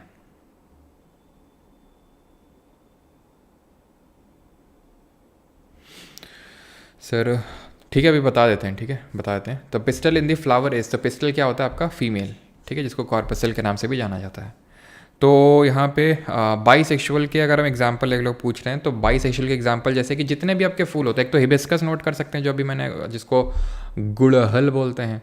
और अगर हम बात करें तो गुड़हल के अलावा आपका रोज़ हो जाएगा, लिली हो जाएगा, ट्यूलिप हो जाएगा, ठीक है, आपका वो क्या बोलते हैं उसको, टमाटर, टोमेटो हो जाएगा। तो ये सब आपके हो जाएंगे बाईसेक्सुअल। यूनिसेक्सुअल या फिर मोनोसेक्सुअल, यूनिसेक्सुअल कर लो, मोनो नहीं, ठीक है। यूनिसेक्सुअल की अगर हम बात कर लेंगे तो इसमें पपाया, आपका ककम्बर हो गया, खीरा यानी कि आपका इसमें पम्पकिन हो गया, ठीक है। तो ये सारे क्या होते हैं, आपका वाटरमेलन हो गया। तो ये सब आपके होते हैं यूनिसेक्सुअल। अगला क्वेश्चन है, the ability of metals to be drawn into thin wires is called as, धातुओं की पतली पतली तारों में खींचने की क्षमता को क्या कहा जाता है। तो इसको बोलते हैं मैलिबिलिटी। बिल्कुल नहीं, मैलिबिलिटी का मतलब होता है जो मेटल को पीट पीट के थिन शीट्स में उनको ड्रॉ किया जा सकता है, पतली पतली चादर बनाई जा सकती है, उसको मैलिबिलिटी बोलते हैं। डक्टिलिटी होता है कि उसको खींच खींच के लंबे तार बनाए जा सकते हैं। जैसे अगर हम बात करें 1 ग्राम जो गोल्ड होता है, गोल्ड का सिंबल जरा बताएंगे, इससे 2 किलोमीटर का लंबा तार बनाया जा सकता है 1 ग्राम गोल्ड से मात्र। तो गोल्ड का सिंबल होता है AU, और ये हम देख चुके हैं एक्वारेजिया में डिजॉल्व होता है। एक्वारेजिया क्या होता है, 3 part of HCl plus 1 part of HNO3, clear. इसी तरह एक हमारा होता है टर्म सोनोरोसिटी। सोनोरोसिटी का मतलब क्या होता है, सोनोरोसिटी का मतलब होता है टन, टनाटन, टन टन टारा। इसका मतलब ये होता है कि जब मेटल्स को हम बीट करते हैं तो इसमें टन टन की जो आवाज़ आती है, जैसे स्कूल का हमारा घंटी होता था, है ना, जिसका मैं बेसब्री से इंतज़ार होता था कि जल्दी लगे जल्दी लगे। कभी आज तक नहीं सोचा होगा कि भाई लेट लगे, है ना, ऐसा लगता था जल्दी लगे। तो हाँ, बस एक ही पीरियड होता था, 0 पीरियड, जो ऐसा लगता था, लेकिन ऐसा लगता था अरे यार अभी तो बस फिर से वही शुरू होना है, तो जल्दी से लग के ख़त्म हो ये किस्सा। तो सोनोरोसिटी उसको बोलते हैं जो मेटल्स को मारने पे आवाज़ किया करते हैं। 28th, which is the world's largest glacier, पूरे वर्ल्ड का सबसे बड़ा ग्लेशियर कौन सा है। सियाचिन है, लैम्बर्ट फिशर ग्लेशियर है, फिडचेंको है, फिर बाइफो है। कौन सबसे बड़ा और यही सबसे लंबा ग्लेशियर भी है, तो ये है आपका लैम्बर्ट फिशर ग्लेशियर। ये आपको देखने को मिलेगा एंटार्क्टिका, ऑस्ट्रेलिया के पास में जो एंटार्क्टिका का हिस्सा है वहाँ पे आपको देखने को मिलेगा ये, जिसको कि हम वाइट कॉन्टिनेंट के नाम से जानते हैं एंटार्क्टिका को। जो फेडचेंको है, जो कि आपका फेडचेंको, ये आपका तुर्कमेनिस्तान में, if I am not wrong, मुझे एग्जैक्टली याद नहीं है, शायद मेरे हिसाब से ये तुर्कमेनिस्तान में ये जो फुडचेंको है, ठीक है, एक बार आप देख लीजिएगा। मेरे हिसाब से या तो तुर्कमेनिस्तान या फिर टी से उस देश का नाम शुरू है, तो ताजिकिस्तान, ठीक है, देख लेना, ताजिकिस्तान या फिर तुर्कमेनिस्तान में कोई एक होगा, वहाँ पे है ये। और फुडचेंको जो ग्लेशियर है, और ये देखो एंटार्क्टिका में जो लैम्बर्ट फिशर ग्लेशियर है, ये तो पोलर एरियाज है ना, जैसे हमारी अर्थ है तो ये आर्कटिक ओशन है, और ये अंटार्कटिक ओशन, यही अंटार्क्टिका है, तो ये पोल्स है हमारे, आर्कटिक और अंटार्कटिक। यहाँ पे तो पूरा बर्फ जमी रहती है नॉर्थ और साउथ पोल में, अंटार्क्टिका साउथ पोल में। लेकिन इसके अलावा अदर देन पोल्स जो सबसे बड़ा ग्लेशियर है वो फुडचेंको है। और सियाचिन जो है ये सेकंड लार्जेस्ट है, सेकंड लार्जेस्ट मतलब नॉन पोलर एरियाज में, second largest in non polar areas, ठीक है। हमने कौन सा ऑपरेशन लॉन्च किया था सियाचिन में, कौन सा ऑपरेशन लॉन्च किया था 1984 में, तो ये हमने लॉन्च किया था 1984 में। एक नेशनल ज्योग्राफिक जो चैनल है उसमें एक डॉक्यूमेंट्री भी इन लोगों ने बनाई है, काफ़ी बढ़िया है। उसमें सियाचिन में दिखाया गया किस तरह से कितनी टफ कंडीशंस में लोग काम करते हैं, चाहे सियाचिन हो चाहे बाइफो हो। ये जो हमारा ट्रांस हिमालय हम पढ़ते हैं ना, trans Himalaya, great Himalaya, lesser Himalaya और शिवालिक, तो जो ट्रांस हिमालय से 3 रेंजेस से मिलकर बना हुआ है, काराकोरम, लद्दाख और जंस्कार। तो इसमें जो काराकोरम है इसी में ही ये ग्लेशियर देखने को मिलते हैं। सियाचिन हो गया, बाइफो हो गया, हेस्पर हो गया, बाल्टोरो हो गया, ये सब कहाँ पे है, काराकोरम रेंज में है। काराकोरम रेंज में K2 जिसको गॉडविन ऑस्टिन के नाम से जानते हैं वो भी देखने को मिलेगा आपको। 29th इन विच फॉर्म इस data stored in a computer. तो कंप्यूटर में डेटा जो है वो किस रूप में संग्रहित होता है, ऑक्टल, हेक्साडेसिमल, बाइनरी या फिर डेसिमल। तो in which form is data stored in computer. तो डेटा स्टोर होता है आपका बाइनरी फॉर्म में, 0 और 1 ये 2 डिजिट्स होते हैं बाइनरी फॉर्म में, option number C. And the last question is this, dash is the largest bauxite producing state of India. तो बॉक्साइट सबसे ज़्यादा इंडिया में कौन प्रोड्यूस करता है। आई थिंक जब मैंने मिनरल्स के बारे में पढ़ाया होगा तो बॉक्साइट के बारे में मैंने आपको ज़रूर बताया होगा, और ये भी बताया होगा कि bauxite is an ore of which metal, ये मेटल होता है आपका एल्यूमिनियम। और इसमें टॉप पे कौन आता है, टॉप पे ओवरऑल वर्ल्ड में आता है ऑस्ट्रेलिया, और इंडिया में आता है उड़ीसा। और यहाँ पे कौन कौन सी माइंस हैं, कौन सी माइंस हैं अगर हम यहाँ देखें तो यहाँ पे आपको लोहार दागा देखने को मिलेगी। कहाँ पे लोहार दागा, लोहार दागा, तो लोहार दागा आपकी झारखंड में। ऐसे ही पंचपट माली ये कहाँ पे है, ये है उड़ीसा में, ठीक है, उड़ीसा में है। और बॉक्साइट का फॉर्मूला क्या होता है, Al2O3.2H2O, Al2O3.2H2O। और तो बस, हाँ ये चीज़ आपको पता होना चाहिए कि जो एल्यूमिनियम है जो कि ग्रुप नंबर 13 से बिलोंग करता है, तो ये जो एल्यूमिनियम होता है इसमें सबसे ज़्यादा स्पीड होती है साउंड की, स्टील से भी ज़्यादा यहाँ पे होती है, ठीक है, ये चीज़ आप ध्यान रखेंगे। और तो बस कुछ नहीं, ठीक है। लेक्चर होता है यहाँ पे हमारा ख़त्म आज का। और कैसा क्या रहा आप बताइए जल्दी से, कितना क्या स्कोर किया। अगले वीक से जो मैंने प्लान किया है, जो सोचा है, क्योंकि MTS का तो हमारा ख़त्म हो गया, आज निपटा दिया सब कुछ मैंने MTS का। तो ये आप एक बार कमेंट मुझे बताइएगा सभी लोग कि मैं ये सोच रहा हूँ कि हम मंडे टू फ्राइडे लेक्चर रखें, मंडे से लेके फ्राइडे तक। और ये जो लेक्चर रखे हैं इसमें हम कितने क्वेश्चंस करें, इसमें हम 20 क्वेश्चंस करें। तो अभी 30 क्वेश्चंस कर रहे हैं, ठीक है। 3 दिन क्लास होती है, यानी 30 × 3 इज इक्वल्स टू 90। हम 5 दिन क्लास करेंगे, 20 × 5 कितना हो जाएगा, 100 हो जाएगा। क्या ये सही है, आप लोग बताएंगे। या फिर 4 दिन हम क्लास कर सकते हैं और 25 क्वेश्चन ले सकते हैं, जो भी आपको ठीक लगे, ठीक है। ये तो ऐसा रखते हैं 25 क्वेश्चंस लेते हैं और 4 दिन क्लास रखते हैं, ठीक है, ऐसा सही है, 20 सही रहेगा। 30 मोस्ट एक्सपेक्टेड क्वेश्चन MTS। बेटा सौरजीत पढ़ा दिया था पूरा MTS के लिए, तुमने एक्सपेक्टेड क्वेश्चन बोला, 150 एक्सपेक्टेड क्वेश्चन करवा दिए। अब 150 में उसके अंदर भी तुम 30 छांट रहे हो, 30 करवा देंगे बोलोगे 10 मोस्ट एक्सपेक्टेड करवा दो, 10 करवा देंगे बोलोगे 1 एक्सपेक्टेड क्वेश्चन करवा दो। मतलब कितना एक्सपेक्टेड क्वेश्चन करोगे भाई, हम करवा तो दिए हैं, अब जान ले लोगे क्या अब। एकदम निचोड़ दो कि मतलब एक बूंद है ना। एक एक बूंद निकाल लो एक्सपेक्टेड क्वेश्चन की। 1.5 महीने पेपर चलेगा, 7 दिन डेली 100 क्वेश्चन। अरे क्या बात कर रहे हो तुम वीरेंद्र नाथ, 7 दिन और सिर्फ 100 क्वेश्चन हैं? 7 दिन और वो भी सिर्फ 100 क्वेश्चन, ये क्या मजाक है? कम से कम 200 क्वेश्चन तो होना चाहिए ना डेली, तभी तो मज़ा आएगा। अभी ऑल्टरनेट वाला सही है, रिवीजन हो जाता है, मिल जाता है। अच्छा हाँ तो देख लेंगे, ऐसा होगा नहीं तो करेंगे जैसे मंडे ट्यूसडे कर लेंगे, वेंसडे को ब्रेक हो जाएगा। और क्या कर लेंगे, और कर लेंगे या तो वेंसडे थर्सडे ब्रेक ले लो मंडे ट्यूसडे करने के बाद, और फ्राइडे सैटरडे कर लो, कैसा रहेगा? फिर संडे को ब्रेक ले लो। जैसा है, लेकिन हाँ ये है कि अब क्योंकि MTS वाला ख़त्म हो गया तो एटलीस्ट 4 दिन तो क्लास होगी आपकी अब, है ना। गोल्डन कॉलर क्या होता है? जो क्वीनरी वाली होती है ना, जो डिसीजन मेकिंग होती है, उनको गोल्डन कॉलर बोलते हैं। क्लास नोट्स हिंदी में डला करिए, क्लास नोट सत्येंद्र यादव, हिंदी में क्लास नोट डलता तो है भाई।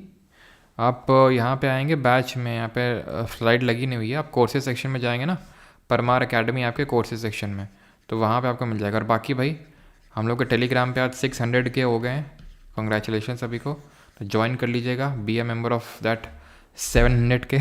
और यहीं पे आपको PDF मिल जाएगी इस पर्टिकुलर PPT की जो हम लोगों ने यहाँ पे चीज़ें करी हैं। बाकी 8:30 पे आप लोगों की क्लास होगी, ठीक है, 8:30 पे क्लास होगी किस चीज़ की? 8:30 पे क्लास होगी कंप्यूटर की। तो जो लोग भी कंप्यूटर पढ़ना चाहते हैं जुड़ना ना भूलें, शाम 8:30 बजे। Thank you.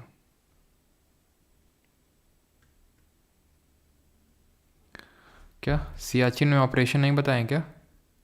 ऑपरेशन मेघदूत है वो, ठीक है, ऑपरेशन मेघदूत। मेघदूतम किसने लिखी है संस्कृत में? ये आपका होमवर्क है।